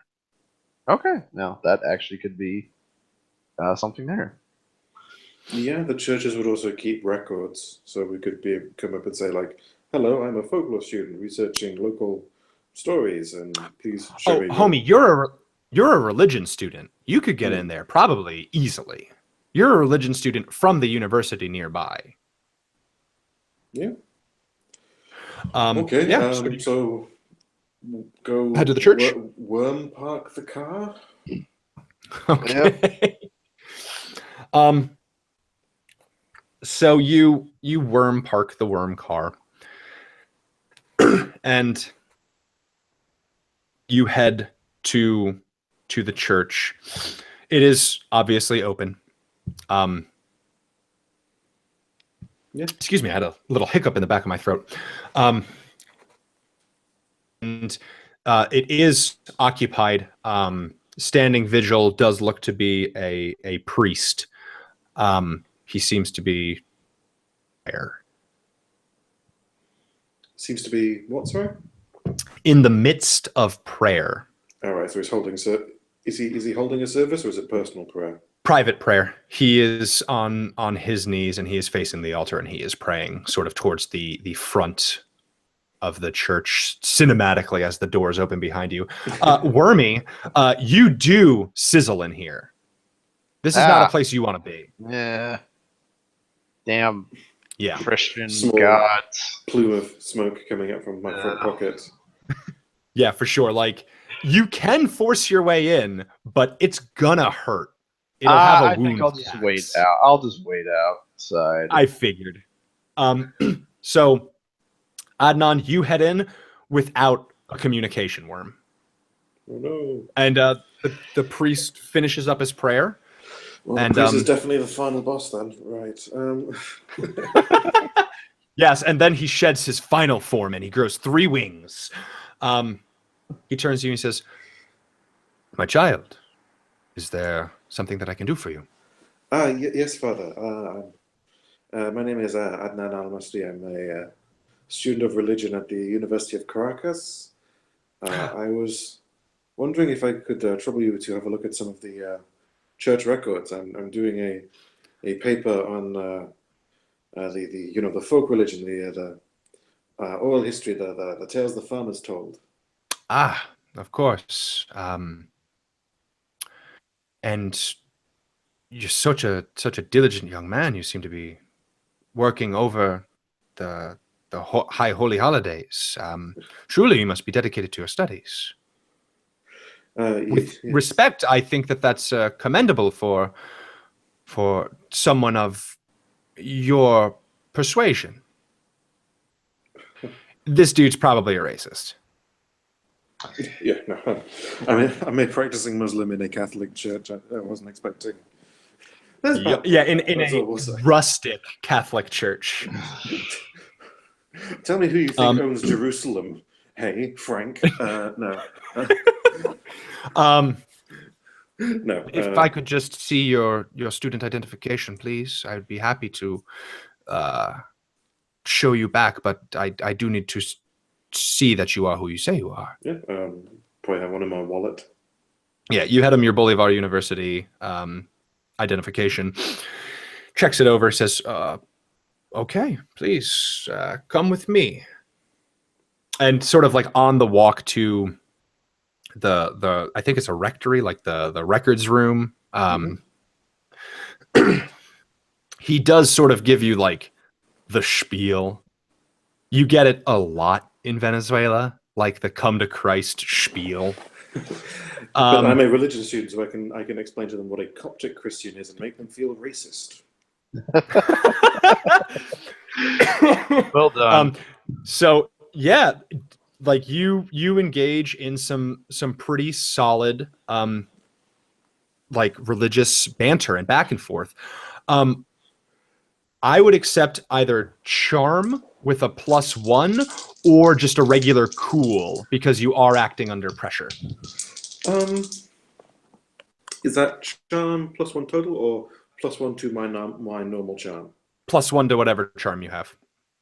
Right, so that would be flat. So I would go for cool, which is one of my good ones. It's +2. 1. Okay. That's fuck. It's a 12. I'm really sorry. I've not been failing as much. Oh my God, you guys. No, listen, I trust you all to tell me the truth with your rolls, even if you're big, bad liars. So with your 12, yeah, like he definitely doesn't come over to your line of thought because he is a priest, and let's be real.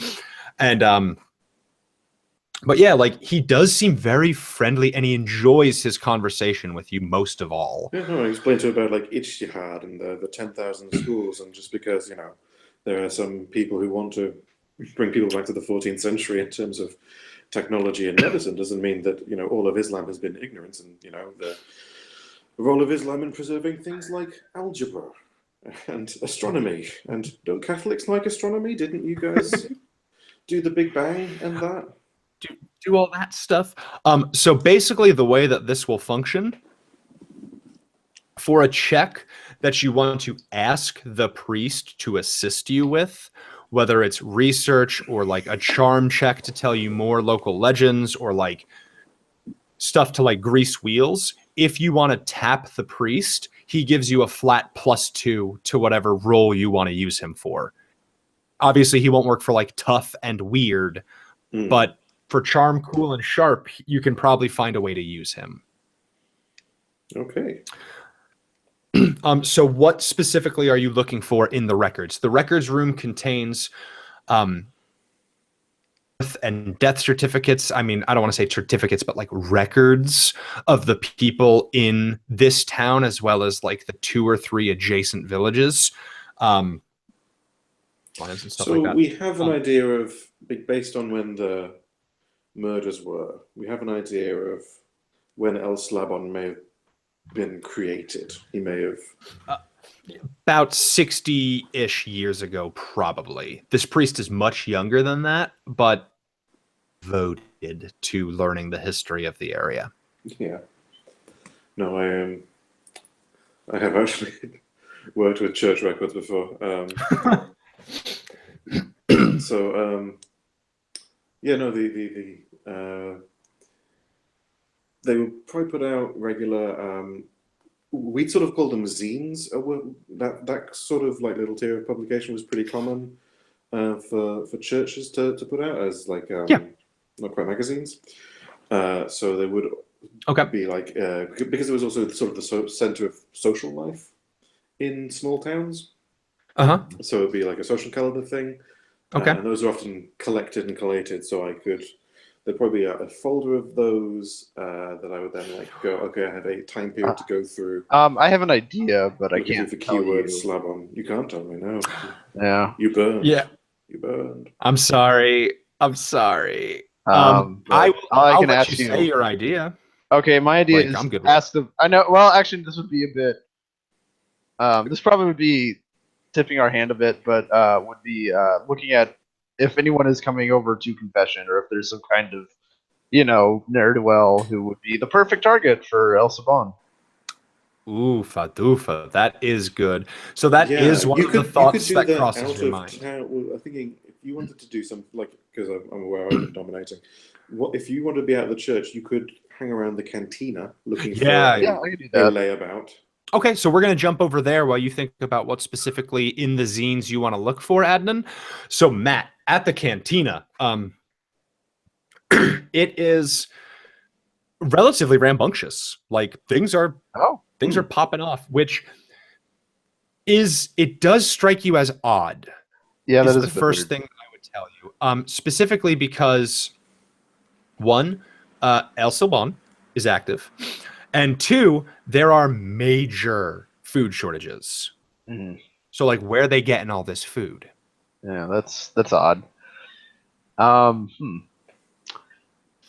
And is there some kind of and there's no like just festival, or it's not like a local holiday, local tradition, or It is a huge Venezuelan holiday. So Venezuelans typically celebrate Christmas for like over a week. I think it's Okay. from like the 19th to the 24th, and they do a specific thing on Christmas Day, and it's usually like mass and then eating and stuff like that. But because of food shortages, the last couple of years have been pretty tough to do the festivity part.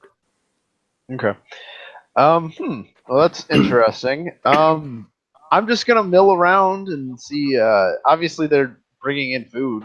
Are they're just bringing it in from the kitchen, or? Yeah, it's prepped. It's sort of served communally. It's not Okay. individual meals. It does seem like Right. a get together. So it looks like mass has sort of let out probably within the last hour or half hour. Okay. Yeah, so I'll just mill around. I'm basically a walking conversation piece. So, and I have a dog. So obviously, I love dogs. A dog that can be as happy as I want him to be. Yeah, so you have your dog do tricks and stuff like that, and I will let you give me charm with +2, specifically relating to like charming the children to talk to you, because Okay. Interesting. children usually see stuff and hear stuff and are more open to talk. So yeah, you could give me charm +2 in addition to whatever your current penalties or bonuses are. Okay, that's a +1 then. Okay, +1. Wow, 4. 4. Yeah, those children fucking hate that dog. Jesus. Your dog. It's been a hard couple of years. They're tired of this bullshit. Yeah, they're considering. I probably eating, look like though. some kind of like street like scam artist or something. Oh, for sure. I'm Like just like a homeless man. I look like I have a trained dog. Obviously, yeah, the I'm dog some is kind of street performer, some yes. sort of modern day organ grinder. Yeah. So yeah, the kids are a no-go, unfortunately. So bad that any further charm attempts to like their parents and the adults in the bar is at an additional -1. Great. Well, I'll just then be like, just kind of see that everyone is staring at me and just kind of pretend like nothing's happening and then just grab some food. Okay. So you start eating. Yeah, lift my and ball, lift like zip open my like hoodie just enough and just shove the food into my chest. Are you sure you want to do that? Now that I think about it, now I'll just Okay. I'll lift open my balaclava and then shove it under. Yeah. This is a super religious town. They will think you're a demon. So you begin to eat, and when you go for, like a scooping of like pasteles or something like that, a man grabs your wrist and sort of Okay. like lets go very quickly because it's much squishier than he thought it would be. Oh no. And he goes, "This food is not for you. This is food for members of the community. I see. Well, okay. I'm sorry, but you are suspicious and with people we cannot see the face of. I understand. If you want to take off your mask, perhaps then we could share in the feast of Christ with you." Oh, I've not had a good life, Senor. I was born deformed. Fuck. I also had a very religious father. They called me out as a demon and cast me out. It's The doctor especially said in the I had last few chronic years. rheumitis. You are a bastard. So you played two very good cards. You played the "I'm a devout Catholic" card. You played the "I speak Spanish fluently" card, and you played the "Don't look at me, I'm hideous" card. And these people empathize. And So especially since, trying times and all that. exactly. So I am going to give you, and also a mysterious stranger wanders in during a feast of Christ. Perhaps it's a messenger of Christ. So I am going to let you do charm. Ignore the previous penalties. Ignore your current, like whatever your score is. You can give me another charm roll. This will be your last Okay. attempt. Charm +1. Charm +1. Like that's All right. that's what you're rolling for. Okay, that is an 8. Okay. Better. He sort of he talks to someone else in a dialectic Spanish, like much more folky than you're sort of used to, and then you have your spell calibrated to. So you pick up most of what he says, but there are nuances that are lost on you. Okay. And the gist of it is a sort of younger woman, probably in her 20s. If it's okay to permit you, the stranger, to eat the food that she grew. And she says, "Yeah, it's fine. Don't worry about it. Like, let the man have it." And then she looks at you and says, "And sir, you can keep your mask on. We don't want you to be uncomfortable." Thank you very much, gracias. Uh-huh. So yeah, you begin to eat. Is there anything you want to do? If you want to think about it, we can jump back to Adnan. Now that now I've kind of broken the ice and I'm at least a little neutral. I was like, oh, if there's a lot of food for such a trying time, did you have a bumper crop, or were you saving for the festival? They sort of look around at each other, and the young woman nods and she says, "We were lucky to be one of the farms that were not that did not become federally owned. I see. Previous administration. So I managed to save a good amount to ensure that the people of Palmarito and the other villages have enough. Might not be eating as much as we did before, but we have enough, and that is all that we can thank God for." Yes, we have just enough food in our community. Yes, it's much to be thankful for, especially now. Yes, it is trying times, but God does not give us more than we can handle. Yes, exactly. Then I'll just eat then. Local farm's been a bit prosperous, and there's a young woman. That's interesting. I will have to. I will just again be a good party guest for a bit. And Okay. then once the party dies down, I kind of want to follow her. That's fine. Here is the complication, though. Okay. When you got lax, something did happen. You did temporarily lose hold of your dog, Oh shit! and the kid stole your dog. God damn it! You Ugh, don't know where the dog is, but you know Shit. that it is somewhere not here. fuck. Ah. So back at the reliquary, Adnan, have you thought about what you want to do? The reliquary. What have they got? The thigh bone of St. Thomas here. Ooh. Rectory. Um, We have an idea of the time frames, and I'm going to sort of assume that while these are happening, there's going to be some kind of like upswell that I believe that the church is probably going to be either addressing or co-opting. mhm. It's either going to be the priest is going to be putting stuff out saying like, don't trust these nonsense fables spun by heretics, or they'll do what some syncretic religions will do, which is like take that and integrate it into the whole, and that's where you get like Santeria and narco cults, these blended religions. Okay. So I would call that sharp to investigate.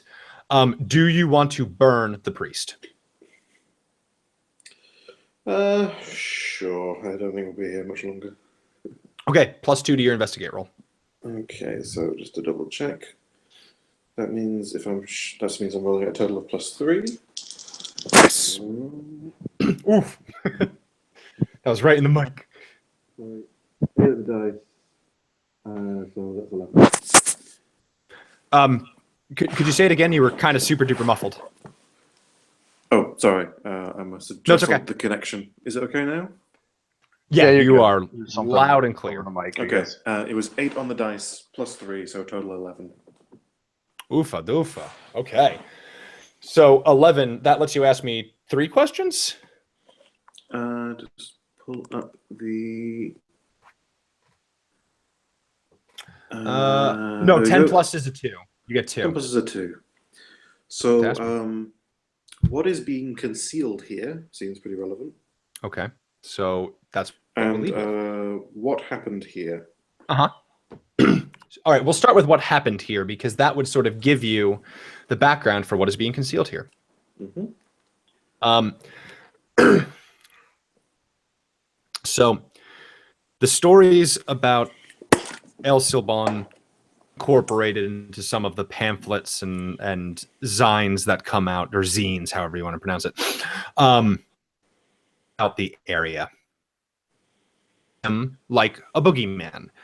And it goes as far back as basically the church has been around, except there is a noticeable increase in their use of El Silbon's imagery, mythology, when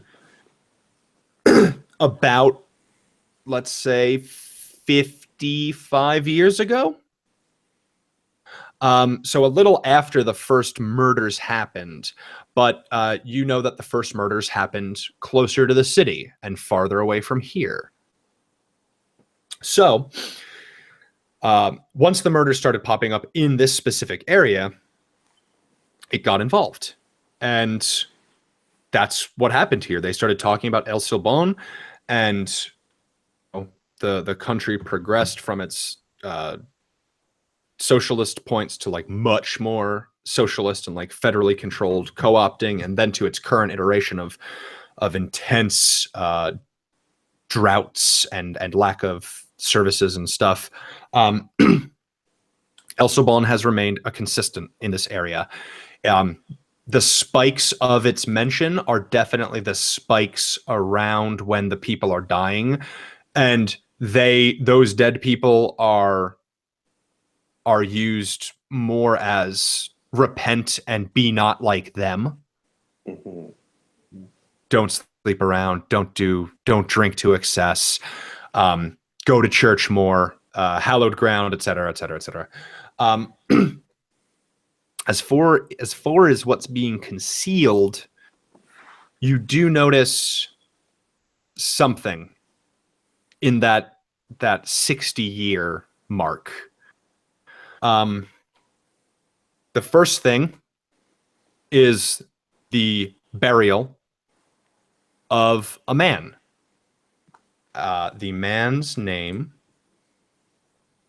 it only lists the first name, but it lists the burial of a man named Andres.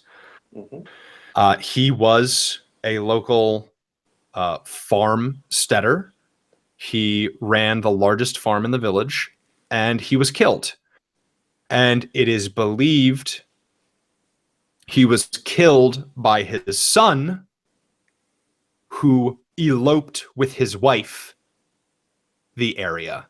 The wife and the son were never found, but the father, who they believe was killed in an attempt to steal something, gain inheritance, take control of the farm, and then they got cold feet and ran away. They don't really know why he was killed, but he was killed with a pitchfork through the heart. And the son and the wife were never found. Mm-hmm.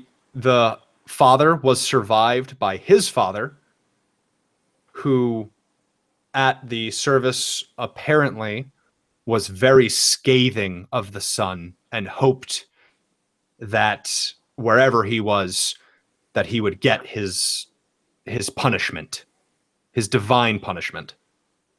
And then maybe, I don't know, 20 years ago, the grandfather died as well. The grandfather was not murdered. He just died of heart failure. Simple stuff. But he is dead. And that is what was being concealed. You have a good feeling that what's being concealed by the grandfather, wife, and the son did not elope. So does that make sense? Yeah. So it seems like father kills son, son kills father, runs off with mother-in-law. The son was reported to run off with his wife. Oh, okay. Not right. It was ambiguous phrasing. It wasn't clear if he was like I'm stealing sorry. his father's wife. Like that was hopefully the mother-in-law, not the mother. No, it was Right. it was the son's wife, which you remember from the myth of the Silban, is that the father is supposed to kill the wife, and then the son kills the father. Okay. So the son avenges his wife. Son avenges his wife, but then for the sin of patricide, is then punished by his grandfather. Correct. Okay. But the grandfather made no mention of that, and it seems like what's being concealed is that you would bet your bottom dollar that that son did not run away. That son is dead. Yeah, and possibly the woman as well, given the time. Oh, well, sure. She's probably dead by now, given the time involved. Okay, so likely the farmstead is that one there that we've already established, just to metagame the fuck out of it. Yeah. Listen, at this point, it makes sense enough that it's not a metagame. Yeah. So we have the farm.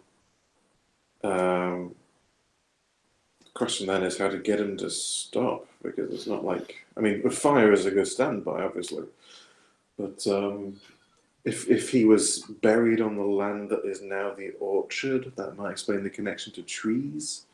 How he was able to pass through trees. So you're sort of burn the orchard.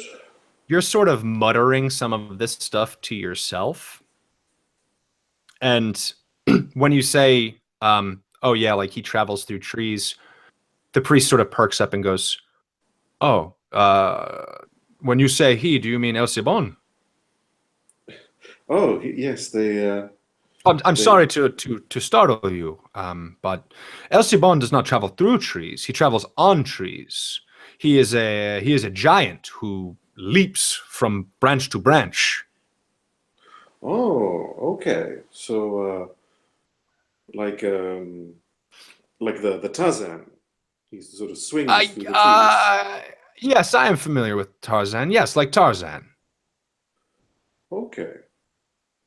Okay. Yes, it's interesting. There are many of these myths about Oh, it's one of my the personal favorite stories of the local myth. yeah the sin of the father killing the son killing the father is this very primal sin. It shows up in the Greeks write about it all the time. They had these furies that would punish people for it. Oh no. Do you think he's like Are this? you are you I'm sorry, I can't help but see the sign that you're reading. Are you implying that Andres' grandfather Luis killed him? And that El No, Silbon no, is no. from our village? The son killing the father. I'm saying that is the sin. Yes, but no, Luis would never kill his grandson. He was a tough man, but he was a kind man. Did you know him? He You was say you speak his name like you knew him. he was a pillar of the community. He was a friend of my father. So yes, I could say we knew each other, and he was a proud member of the community, kept the community fed through many a famine.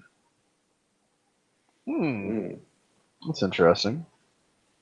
Oh, he was a farmer, right? Oh yes, he was a farmer. Sort of, we'll say for the purposes of the scene, that this is taking place by a window looking out over the countryside. And Yeah, sort sure. of, You can see the farm. is it? Yeah, that Oh, one. The soundtrack blares. And wow. Wow. Yeah. Ah, So, do you want to interesting. stay in the church or do you want to head out? Because this is about the time that Matt realizes his dog is gone and that he leaves to tail. Yeah, I'll head out. I think I've confirmed enough that we should rejoin forces. So, you both step out into the night air. It is dark now. And you both hear very, very, very faintly of whistling chords. oh shit. C, D, E, F, G, A, B, but it's very far away. Fuck. Okay, well I ready my spear and say, he is close. I one hand pump the shotgun. um,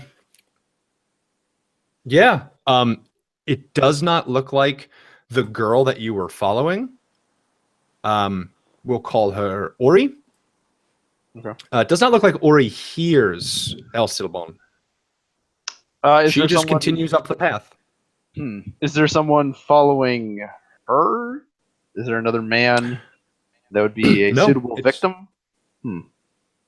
you and most everyone else from the village is at the party right now. Okay.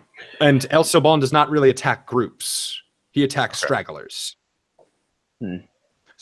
Someone, when they leave that party, will probably die. Or El Silbon is onto you. I kind of want to still follow her because I'm kind of getting it's my dead wife reincarnated shit all over this. So that old thing. Okay. So you want to follow, and Adnan, I assume you want to stick close, or do you want to go somewhere else? No, we don't split up. Okay. I know that it sounds far away. It means he's close. He's nearby. Yep. So you two sort of skulk along behind her, out of the way. And this time I'll be sort of whispering just to catch one thing. Like, you have the web, like right? This is the farm where the son killed the father, and then the grandfather kills him and the wife. I think the bodies are buried in the orchards, among the trees. You Their both bones are have with the whips. trees. Yes. Okay, Yeah. good. Because I lost the dog. Yeah, the dog's fucking gone. Yeah, then sort of pause and go like, "Where is the dog?" The damn kids. They took it. I lost control of it, and then it ran off. So she steps up onto the stooped porch. And then she kneels down and gently kisses the old woman sitting on the hand-carved chair on the porch. And then she heads into the house, and the old woman remains outside, sort of enjoying the cooler night air. The whistling continues. I'm gonna look at the trees. Look at the Yeah. trees. Look at the canopy and the branches for any rustling. So you're browsing for it, okay. I would give what's sharp, I guess, would be notice. Do you want me to roll as well? Oh yeah, if you both want to roll, that's totally fine. Okay. I think we said my sharp was +1. I've navigated away from Yeah, my your sharp sheet. is +1. Yeah. I rolled a 7. I also rolled a 7. Okay. Wow, perfect sync. So these do begin to rustle. And all around you do hear underneath the crinkling of leaves, excuse me. You do hear very faintly the clattering of bone. And the whistling is all around you, but it is so very quiet. It's almost imperceptible. But you can't see anything. The old woman begins to whistle the tune in sync. What's interesting? It is terrifying when that happens. There's no like strain or psychological harms or thing like that, but like this is unnerving. We are where we should not be. Or maybe you're exactly where you should be. Yeah. Well, same difference. I mean, you're where a normal person shouldn't be, but neither of you are what we would describe as normal. No. Spear in one hand, unfurl the whip in the other. Same here. Shotgun in one hand, whip in the other. Well, Where I are can you grow guys- as many hands as I need. That's true. Where are you guys going? Like, you're in open fields. Either the old lady is some sort of witch summoning him, in which case we need to kill Grandma, or do we need to loop around to the orchard? I'm still thinking it's in the orchard that their bones would be. The orchard is behind the house. You'll either have to get next to the forest to pass the house, or you'll just have to walk past Grandma. I feel like strangers walking with weapons into the house might not go over so well. Although, does the old woman seem worried or anything? She just seems to be like calmly listening to the. She The seems to sound- be the whistles? enjoying the. She seems to be enjoying the music, yeah. Like, but it's weird. So you get a weird. You know, Matt, that when people get near you, they feel off. The weird thing about Granny right now is that her whistling, unlike the very quiet whistling all around you, makes you feel warmer. Okay. It's the opposite of your eerie aura. If the Yeah, I wife wonder if survives and she's like if the crime happened when she was like 20, that would mean she'd be a grandma today. The family's still on the land, and El Sobon is the husband. That's possible. Although she wouldn't have I guess I don't know what her relationship is with the young woman. Granddaughter. But did they have any children in the legend, though? El Silbon and his wife did not have children. Yeah, so I'm wondering if she remarried or something. Yeah. Maybe she remarried, maybe she's adopted, who knows. But this is a little bit of a safe port in the storm, I guess. this vibe I'm kind of getting. So, I don't know. What do you want? Yeah, what do you want to? Yeah, do you want to head up to Grandma? Or do you want to go to the woods? Which one's safer? I'll never tell. I mean, what's the worst that could happen? Yeah, okay. We're not The- pushovers. The two monster of us. tries to protect his wife and kills us. You said you had a previous conversation with the woman, yeah? Yes. Apparently, this farm is this is quite a plentiful farm. It's somehow been able not it hasn't been harmed by the current troubles. I take off my watch and give it to you and say, tell her she dropped this. And then she'll say it's not hers. Ooh, But it's an that is excuse to smart. get it's an excuse to get in the door. Okay. All right Okay. then. I'll stuff my shotgun back in me. And again be the kind wandering stranger that I have played up With in his friend, don't leave me alone. with his friend. Yes. Hello. Hello, The ma'am. the old woman looks over at you. Quick question, Adnan. You said that your spear is glamored, right? Like it appears mundane. Yeah, it has the magic Okay, benefit, so that's looks fine. like a walking stick, like a long walking stick. Okay, so you sort of speak to the old woman, and she stops whispering, and she very slowly, like her neck creaks as she looks over at you. She waves gently with as little motion as possible, and then she sort of does the finger curl, beckon you over. Okay. All right. Yeah, we'll walk over. Yeah, it's your granddaughter. Please correct me if I'm wrong. Yeah. She's nodding. Yes. So Just she like nonstop. dropped her watch at the party. Before I Oh, wanted to give it back. it's not her watch, friend. Uh, Are you here for him? yeah. I mean, Stab, I stab, guess stab, stab, stab. No. I guess we could cut the bullshit. Your hand tenses around the spear, Adnan, and she says, "Oh, you will not need your weapon here, friend. uh, what do you mean, madam?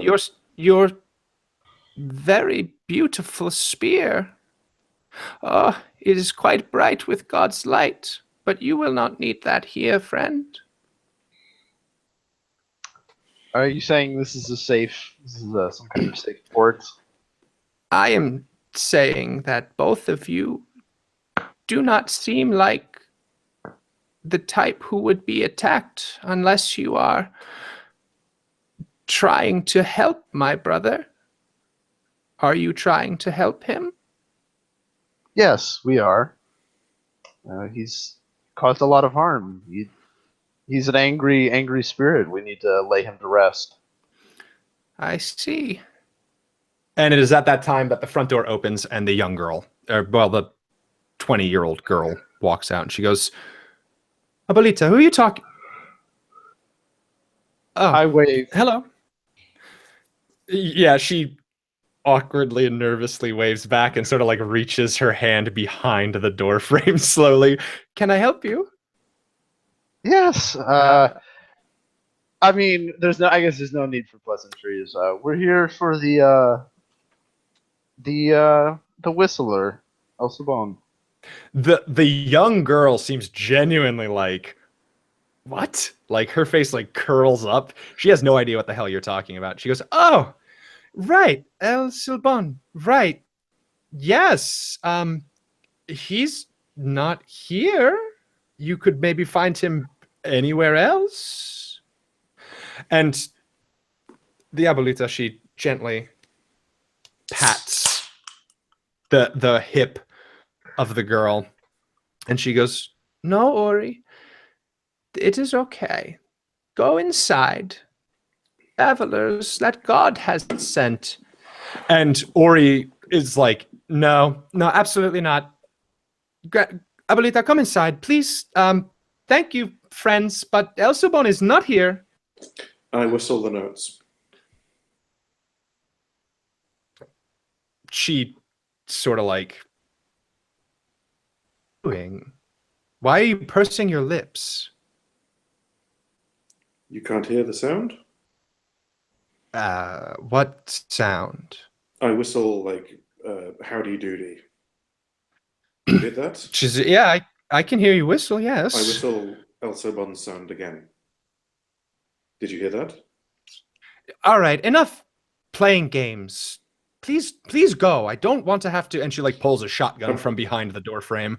I don't want to. Abuelita, And did then I like whistle? Abuelita nods, and then Abuelita whistles the song. Granddaughter goes, "Oh, is what?" And then when you try to whistle it again, she hears it, and she goes, "Oh, you're singing Abuelita's song." No, it's not her song. And then she does hear it, and she goes, Oh, "Is someone else whistling?" Eyes on the trees. yep. And yeah, it's been persistent. It hasn't gone away. Sometimes it gets a little louder, sometimes it gets a little quieter, but it's almost as if it's pacing around the perimeter, back and forth. And as it gets quieter, it gets closer, and as it gets louder, it goes to the other end of the bell curve of the perimeter. So, And Abuelita, what do you know about this, Elsa Bond? Ori, please make tea for our friends. Please come inside. And she like crosses through the threshold of the small house and sort of like waves at the two of you to enter. And Ori does seem hesitant, but she does step aside to let you pass. I am inside quickly, glad to be Yes. away from the trees. As am I. And that is when Grandma's trap springs. Oh no! So you guys take a seat around a small, also hand-carved wooden table. He sets a pot of tea to heat up on the oven. And Grandma looks at the two of you. And she says, "So, angels and demon, how can I help you?" Well, we're problem solvers, you could say. Ah, That you have I quite a see. problem. The problem is not mine. It is everyone else's. Oh, okay. Well, what makes you so special? My brother would never hurt me. Ah, I see. And what? And you remember you know everything, I'm sure. Do you know where he's buried? He and his wife I and the I father. do not know. I do not know where grandfather took my brother, but Andres and his wife, I believe I know where his wife is. And I know where grandfather and father are. Okay. Are they among the trees? She like actually like chortles and goes, "What? What do you mean?" Are they buried in the orchard? Ah, father and grandfather are in hallowed ground in the church's cemetery. I do believe that poor Ileana is buried in the orchard.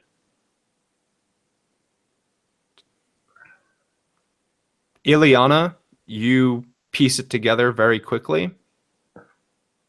That was the name of the wife that Andres eloped with. Okay. I see. And do you have any other insights you can give us? Obviously, your brother, does he talk with you, or does he just keep his distance as a wandering ghost? No. You know what? Give me charm. You guys have gotten a lot from her for free, but now you're asking a hurty question that could make her sad. Okay. Okay. -1 for Also charm. -1. Yeah. Sorry, boys. Oh shit! I rolled a 9. So 8. So No, I rolled an 8. I'm sorry. No, the total number. I Right? rolled a 10 and it was 9. Okay. Yeah. 9 is still very good. So something bad does start to happen, and the whistling is imperceptible. shit. Yeah, it's very, very, very, very, very far. But so refresh me. What was the question one more time? Do you speak with him? Does he come over for? Do you set a plate for him? Do you invite him in? Do you talk with him? No. He does not eat the food that we eat. He eats the liquor-soaked innards of cruel men. She like a tear sort of starts to well up in her eyes. She says, "My brother is in a great deal of pain. To be happy or be at rest. He hurts. He cannot even speak beyond his pain." The people he is searching now, they are not. They are fools, but they are. They are boys. They are boys. They who do have, not deserve death, I know. Yeah, whatever wrongs have been visited upon him and upon your family, this has so many bodies. This goes beyond justice. This is monstrosity. I know, and that is why I would hope that you either destroy or put my brother, my Andres, to rest. Okay, we will do so. But you must tell us where he is. Yes. Anything that you can give that could help us. I cannot tell you that, for that would... You must find him yourself. Listen closely. And you do hear something. It is the very faint whistling. But in addition to that, it is a steady, rhythmic clunk, clack, clunk, clack, clunk, clack. And it is coming from outside the kitchen window. Take a look through the window. Yeah, I tilt my head slightly. Sort of lean and look past Abuelita. Give me cool. Do you want me to roll as well? Oh That's a yeah, 9. anybody who's looking is gonna roll. That's a 9. Oop, 9. Okay. I rolled an 11. Okay. So with a 9 on keeping your cool. So I'm gonna say, just with the 9, you managed to avoid the worst of it, but you are so scared that your heart literally skips a beat. You take 1 wound. Like, the revelation of what you see is fucking terrifying. You managed to keep your shit together, Wormy. Elsobon is directly underneath the window, and he is sort of looking up into the window, and then he looks back down. He is hunched, sort of crouching, squatting Slav style. His sack is to his side, and it is opened, and rhythmically he's reaching in and pulling out bones and dropping them into a pile.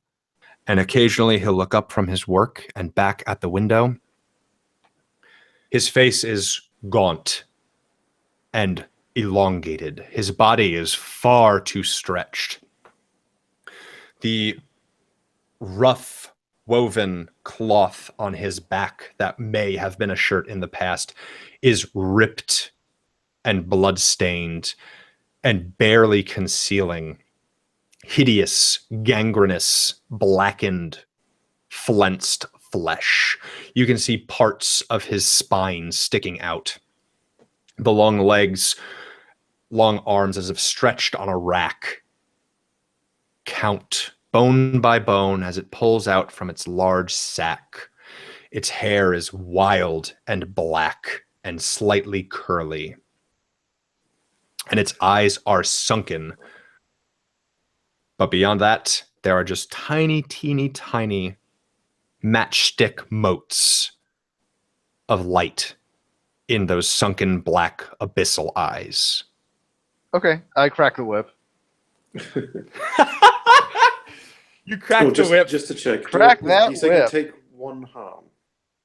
1 harm. Okay, so Just I have, like I have that it was resilience, so outside I the whole take time. the harm, but it counts as less. Wounds because count as so- less, but not I suffer less. So I still take the 1 harm. additionally, your wounds count as 1 harm less for the previous keeper's harm moves. Oh, for I'm harm gonna moves, say that's if I get hit. That's not if I get scared. yeah, right. I'm gonna say because this is like a supernatural fear that neither your armor nor your resilience activates. That's But fair. so you do still take the 1 harm because it's like such an internal, like bone chilling fear. Yes. And you crack that whip. Give me a tough. Oh yeah. +0. And you're using the whip, so I'm gonna give you +1 because it is his fear. Okay. So that's a 6. Hey, listen, you've never cracked a whip before. That shit's really hard. You do not Yeah, crack I've that got it. whip. Oh El Saban knows you tried. And well, that's not good. it stops counting. Is it gonna jump through the window or? It does not look. It is posed to, but it does not.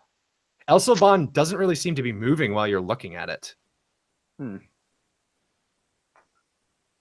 And then it goes back to counting.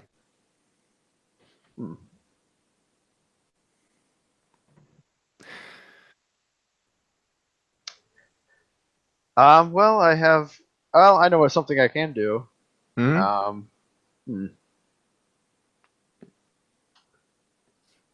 I What's that? think I will. One of the things I can do with magic is banish a spirit or curse from the person, object, or place it inhabits. So I am going to say that that is possible, but ending a curse requires a component for this specific curse. Like I Okay. would say that you need something. You're on the right track. So there are multiple ways to stop, and destruction might not be the only way. If you want to roll weird, I can give you a hint. Okay. I'd say. And Adnan, do you have weird? No, so you can't really assist him with this roll. Okay, that I is have a spirit of a whip 13. and I'm going like, hey, fuck off.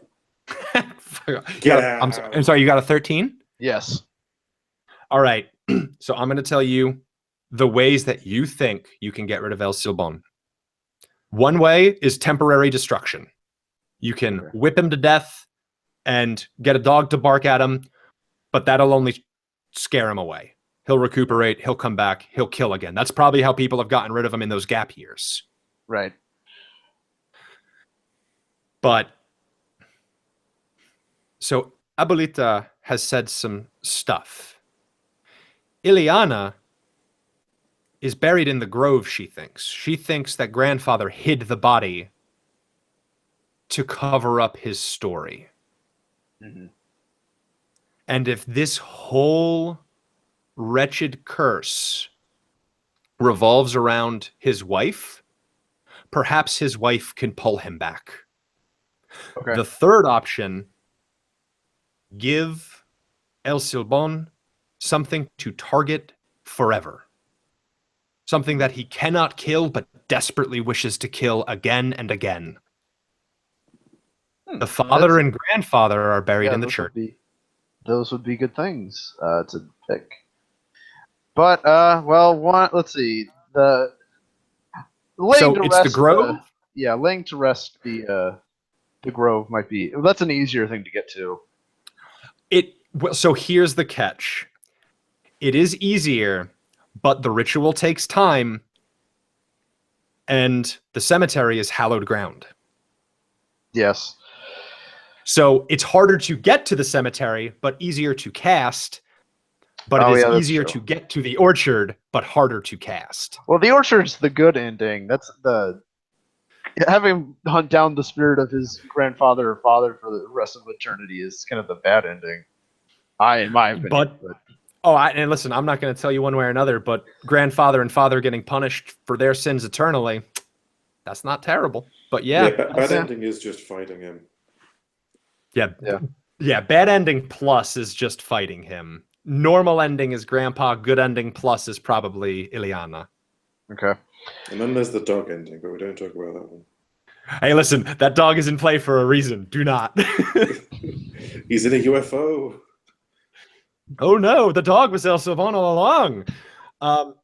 So you two sort of head into a side room, like into a bedroom. You still faintly hear the counting clack in the distance, but it does not grow closer. The whistling gets a little louder as you head away, if anything.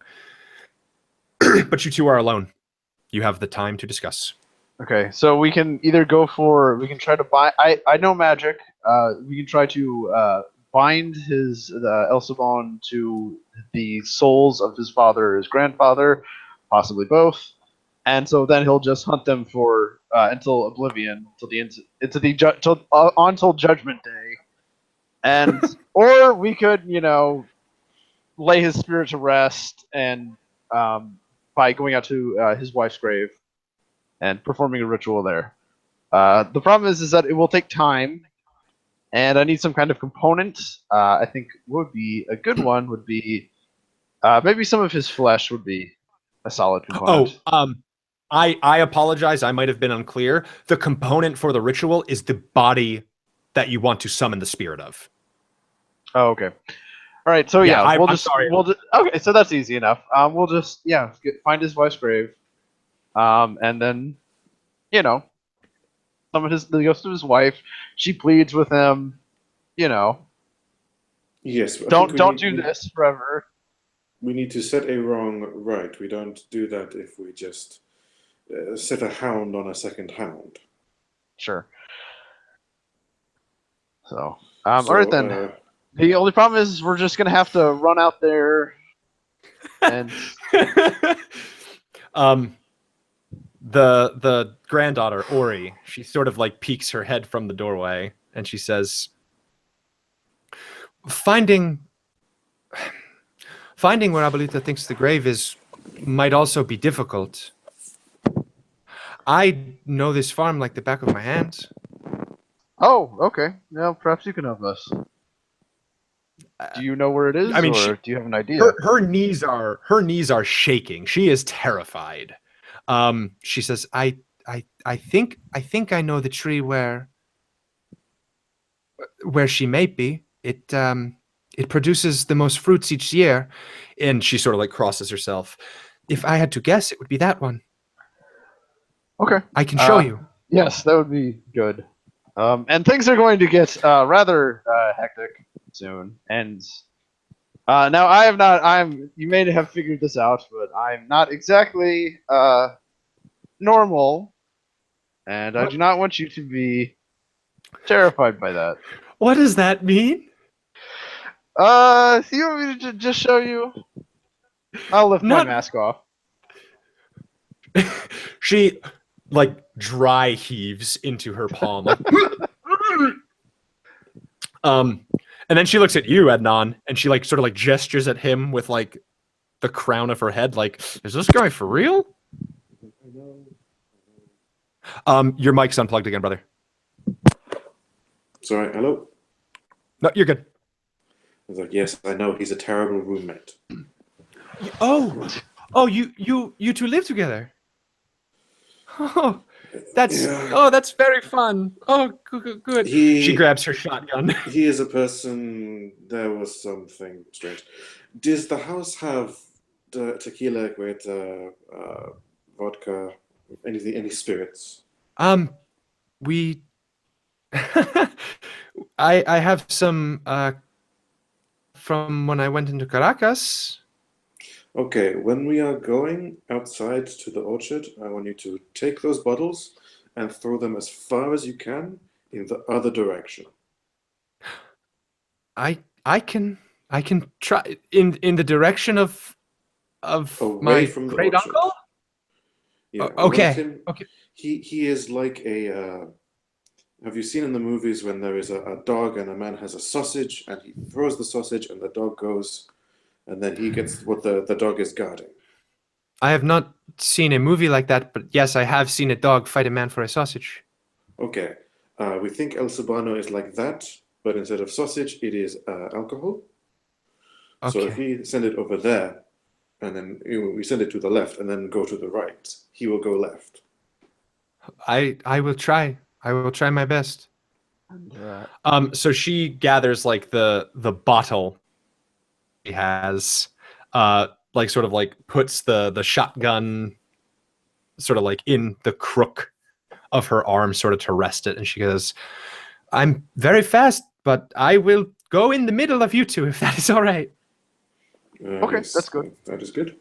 We'll sort of remove the leather cap that I keep on the head of Ascalon for safety. The blade appears to be pure white. It's made of dragon bone.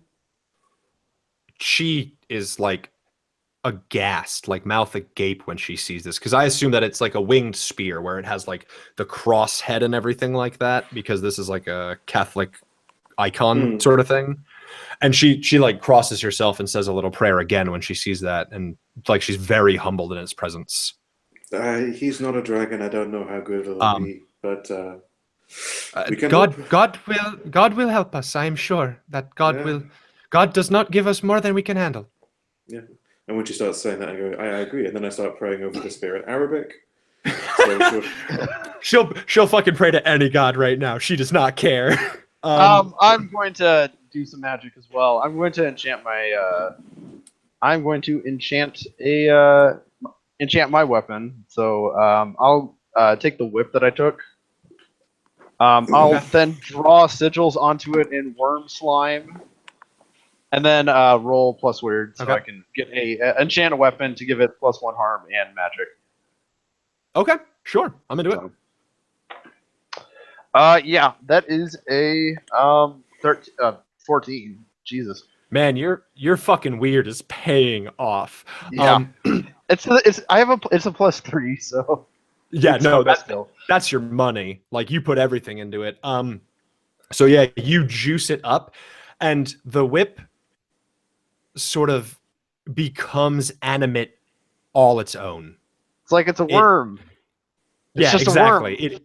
It is worm like, but it is still very much a whip. Adnan, do you want to try to make a weird check to pray over your weapon to buff it? it's already magic. I don't know what I could. Oh, do. it's already buffed. Okay, if you already bought that, then Its like you say the properties prayer, are blade, long, and arrow, and magic. then like it is ready to go. You say the prayer, and Saint George like activates the spear, and it does begin to glow very softly. And I don't know. Let's say that the spear head of it sort of glows white hot, as if it is being breathed onto with fire. It pulses with fire. Who's going out first? Let's just run out at the same time. She said she'd go in the middle, so I'll go out first, then Ori behind me, and then Wormboy. Spearman in the front. Okay. So I will ask this: who is protecting Ori? I mean, aren't you the fighter? Yeah. If she's in the middle, then I'm protecting her. Although I also need her to show me where to actually do the ritual. Okay. Well, you can both roll tough then. You barrel through the door, and suddenly the whistling stops, and the clattering scoops up all at once, and he runs in the direction that you guys are heading. It's clack, clack, clack, clack, clack, clack, clack. Give me your rolls. Clack, clack, clack, clack, clack, clack, clack, clack, clack. And then the 9. whistling. I The rolled whistling an 8. is frantic. With a 9. Kick some ass. with a 9. Da, da, da, da, da. So you do inflict harm on it with your spear. And you said you got a what now? I got a 9. And Matt, you got? I got a 8. Okay. So you all, like, you crack the whip at El Silban, and El Silban jumps back, and you take that opportunity to plant your foot and thrust forward with that spear, and it cuts across its flank and pierces some of the bag, and now bones begin to like stick out like jagged from the bag. You do manage to protect Ori from its advance, and she hefts back and whips the liquor in the opposite direction that you're heading. I don't really have anything to roll for this. So on, he sort of stops and he seems to hesitate for a minute. Rush to the orchard as it hesitates, and then it starts charging in your direction, frantically whistling. Who wants to stall El Silbon? I mean, it's gonna have to be you, and not. Yeah, that sounds like the big damn Pretty hero much. thing to do. Big Go damn on without hero. me, I'll hold him off. So I need a sharp from Matt, and with Ori with you, she is going to grant you a +1. Okay, +2. And then it's going to be a tough for fighting El Silbon. And that is going to be, you're going to take a -1 penalty because El Silbon is faster and larger and stronger and unbelievably powerful. Okay, so I'm just running it off +1. I rolled a 11, so that's a total of 13. I got it 10. Okay. 9 on the Oh my dice and god, +1. Jesus. Well, so much for the climactic fight. Describe to me, since you succeeded with like a super duper good. Well, Adnan, on 10, describe I to me. I get Yeah, a few advantages. Give me what you want. Tell me what you want to do, man. And then describe since to I'm me trying what to happens. hold him off. Mhm. I will say that I suffer less harm Okay.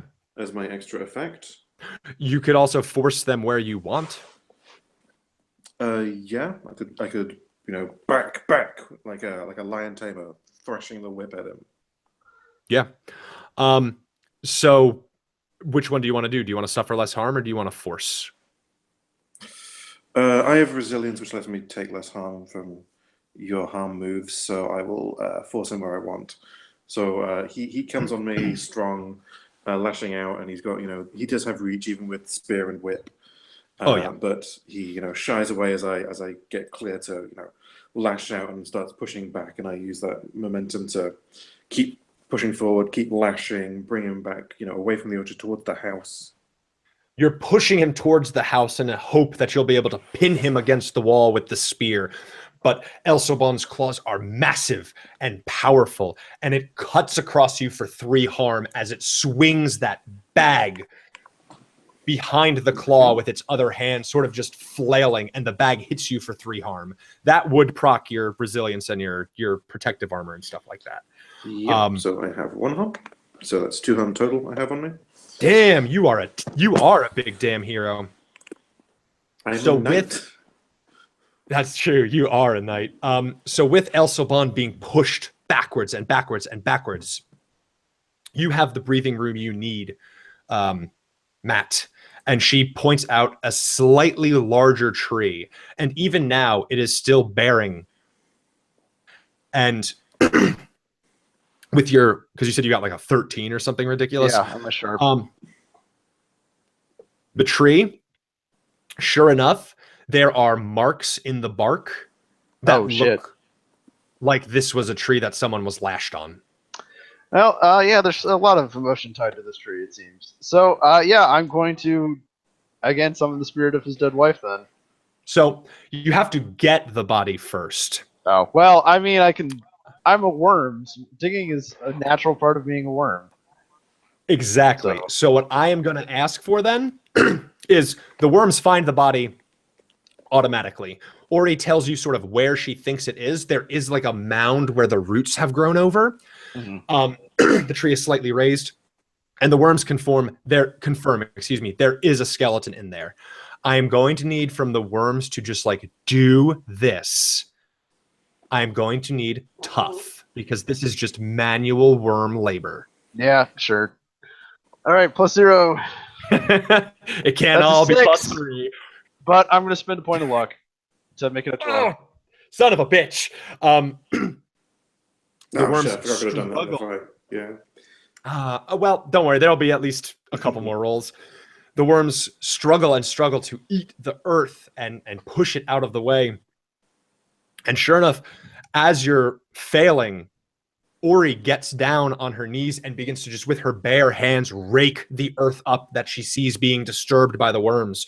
And with that 12 between you and Ori, you manage to pull a decayed skeleton out of the ground. It is picked completely clean, and rather there is a dent in the skull. Yep. All right. Well, now let's summon us a ghost. So, before we get to the ghost, one more fight against Adnan and El Soban.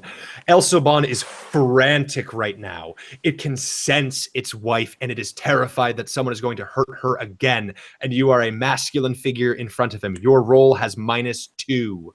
Oh, shit. Okay, so that's rolling at +1. I'll see how I do if I need to spend a luck. Yeah, I'm spending a luck on that. I rolled a 4. So I spend a luck to make that a 12, is that right? Yes, you turn it into a 12. Okay. So as El Soban... 12, I can completely hold the advantage. I can suffer no harm at all, drive the enemy away in a rout. Tell me which one you would like to do. I've got him against the house, so I will suffer no harm at all. As you know, he goes. So you're going to tank it. Yeah. Okay. So for the honor of St. George. He hammers and hammers away at you with that bag and with claws and with kicks, and he screeches that song in agony. It's not so much whistling anymore as it is like gurgled notes in a screech. But hey, you know power who else from the sings? Christian soldiers marching. Are you singing war. Please sing it Are in you Arabic. singing like an Islamic hymn? Oh, that'd be awesome. His powers come from a Christian saint, so I'm thinking Christian battle hymn, but he's a practicing like he's built around this disconnect. All right, so I love that. He's singing "Onward, Christian Soldiers, Marching as to War." So as you sing this "Onward, Christian Soldier," something happens that has never happened before. Ascalon grow and glow brighter, but an almost translucent, luminous armor forms around your body. The armor is in the form of period-appropriate plate. Nice. But sure enough, there are frills of what your best guess would be dragon hide as you deflect blow after blow. Back at the circle. Okay, well, like... now let's summon us a ghost. Let's get that ghost. Weird. I would also just like to point out that yes, and he is very aware and deeply uncomfortable about the religious disconnect. Yeah, like you're not into it. St. George is kind of weird with it, but like he knows you need it. They're both Abrahamic faiths, and I did see references to St. George being venerated as an El Kadir, which means a green one, a holy man. And there were shrines in Beirut where they sent mad people to be cured to St. George. I think that the disconnect is absolutely fabulous. I think you guys both have very, very cool and interesting characters. Thank you. Matt. Anyway, please yeah, tell me what summon Wormy wants to do. Again, do the Weird. same thing. Yeah, plus weird. Make a circle out. Play the peaceful hymn music this time out of the MP3, and then again make a circle out of my body. So plus weird. Okay. Plus weird. Oh shit, that is a 13. Oh, for fuck's sake. So the worms, as you sort of play this song, they sort of start to like stand up and like bob and move rhythmically. And without really realizing it, you as the worms, I should say, begin to whistle the song.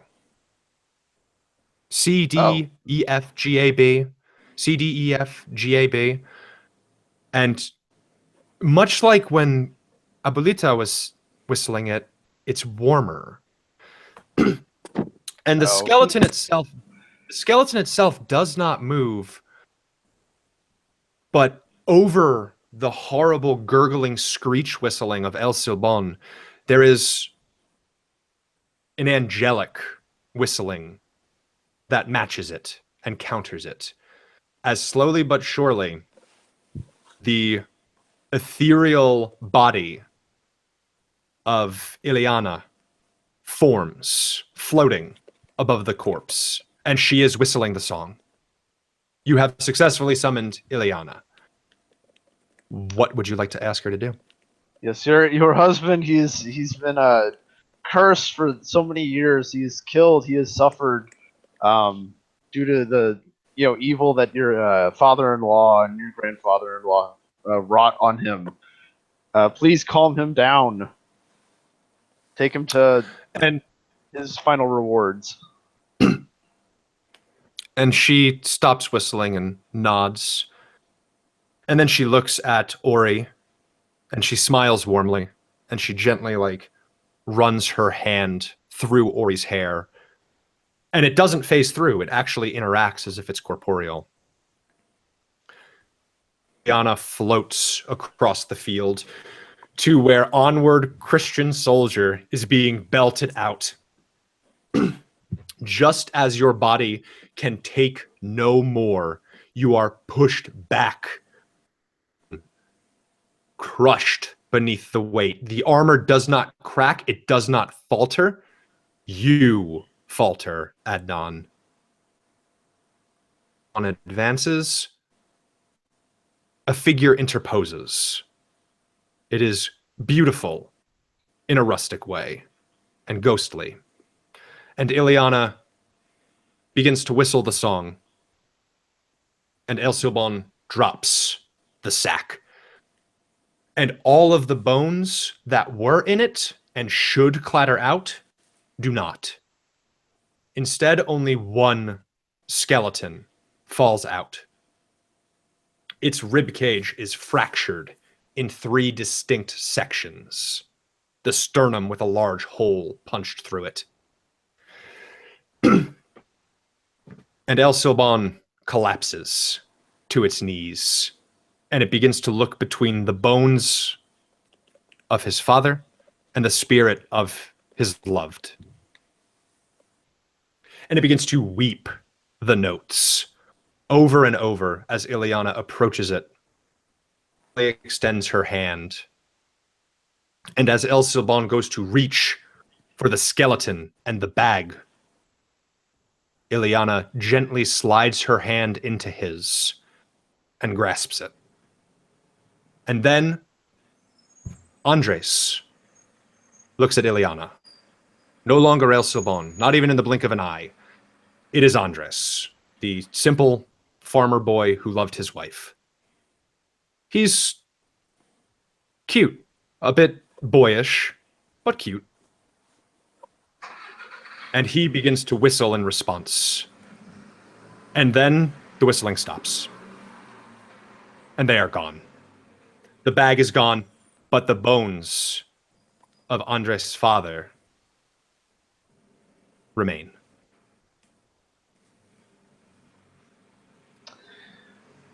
I knocked dirt off my hands. I'm like, well, job done. I'm over it. Yep, another mission Adnan. solved.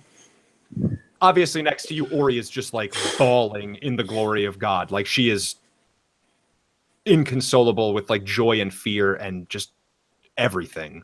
Adnan, what are you? Just sort of, watching it vanish, just sort of leaning on the spear a bit heavier, panting for breath. Oh, why couldn't it be a dragon?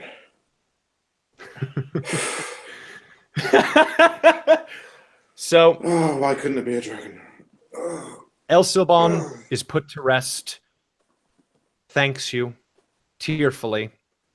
She offers to give you what they can. The farm for the rest of the harvest continues to be exceptionally prosperous, more so than it was before. some might say doubly so. When you return to the dorm, you take your long-earned rest, which is soon interrupted when the rest of the organization return.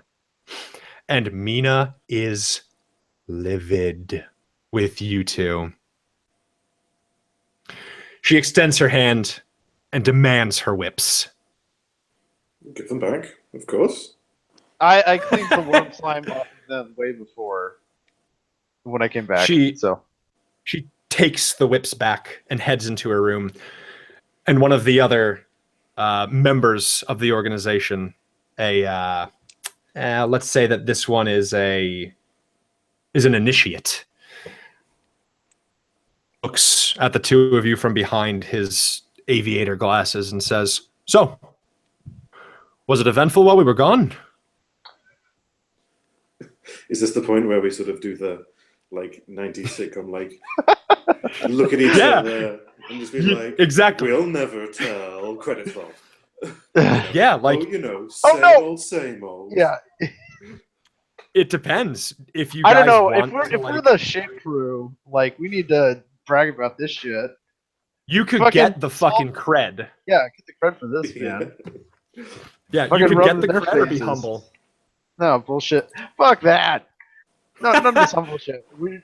We're gonna be we'll be humble like you the you can be Lamar bragged, song. but I think Adnan being living as a demi saint is probably going to be quite humble about it just by instinct. So you'd be like, "Oh, we did what we had to do," and then you're over there with braggadocious as shit. You're wearing those Kendrick mirror Lamar's shades, humble plays in the air background. horns everywhere. Just Yeah. So yeah, you guys both go from being sort of the punching bags of the group to being more respected. You guys are no longer C team. You're a solid B team. And that's where we're going to end. Yeah, that was Did you guys have fun? Yeah, this is a lot of fun. Good. I'm glad. Really cool, really cool monster. Yeah. Yeah, thank you. I've been super duper into obscure local lore mythologies and shit recently, and I've been doing a lot of musical stuff on fit neatly into both of those things. So I was writing so I was like, fuck it, this is the perfect monster for this. Yeah, you guys were great, by the way. Thank you so much for playing with me. This was this was a hoot. Yeah, this was a fun game. If you like obscure mythology, I do recommend looking into some Korean mythology because they have some really crazy stuff. They have some wild stuff. Yeah. So anything that you guys liked or didn't like that I could do better or that you thought was good? No, I overall really enjoyed this. I think your descriptions on the monster were really vivid and disturbing. I really sort of liked the the overall structure and the flow. I never if I was quiet, it wasn't because I felt like I had no idea where to go, but so much as weighing options. I definitely I didn't feel like I didn't know what to do or anything like that. So it was well structured, I would say. Okay, good. So there were enough hints and choices and stuff like that. It wasn't okay. Good. Yes, I would agree. This was there isn't really much I can say. This is a pretty solid, pretty good adventure. I can't really think of anything on my own that would be criticism or critique of it. Awesome. That's great news for me. I mean, I'll still critique myself, but thank you. So I'm going to stop the broadcast now. This has been Kyle Cardy for Role Playing Public Radio. That was Monster of the Week, The Whistler, or as it's translated into Spanish, El Silbón. Thank you so much for watching and listening.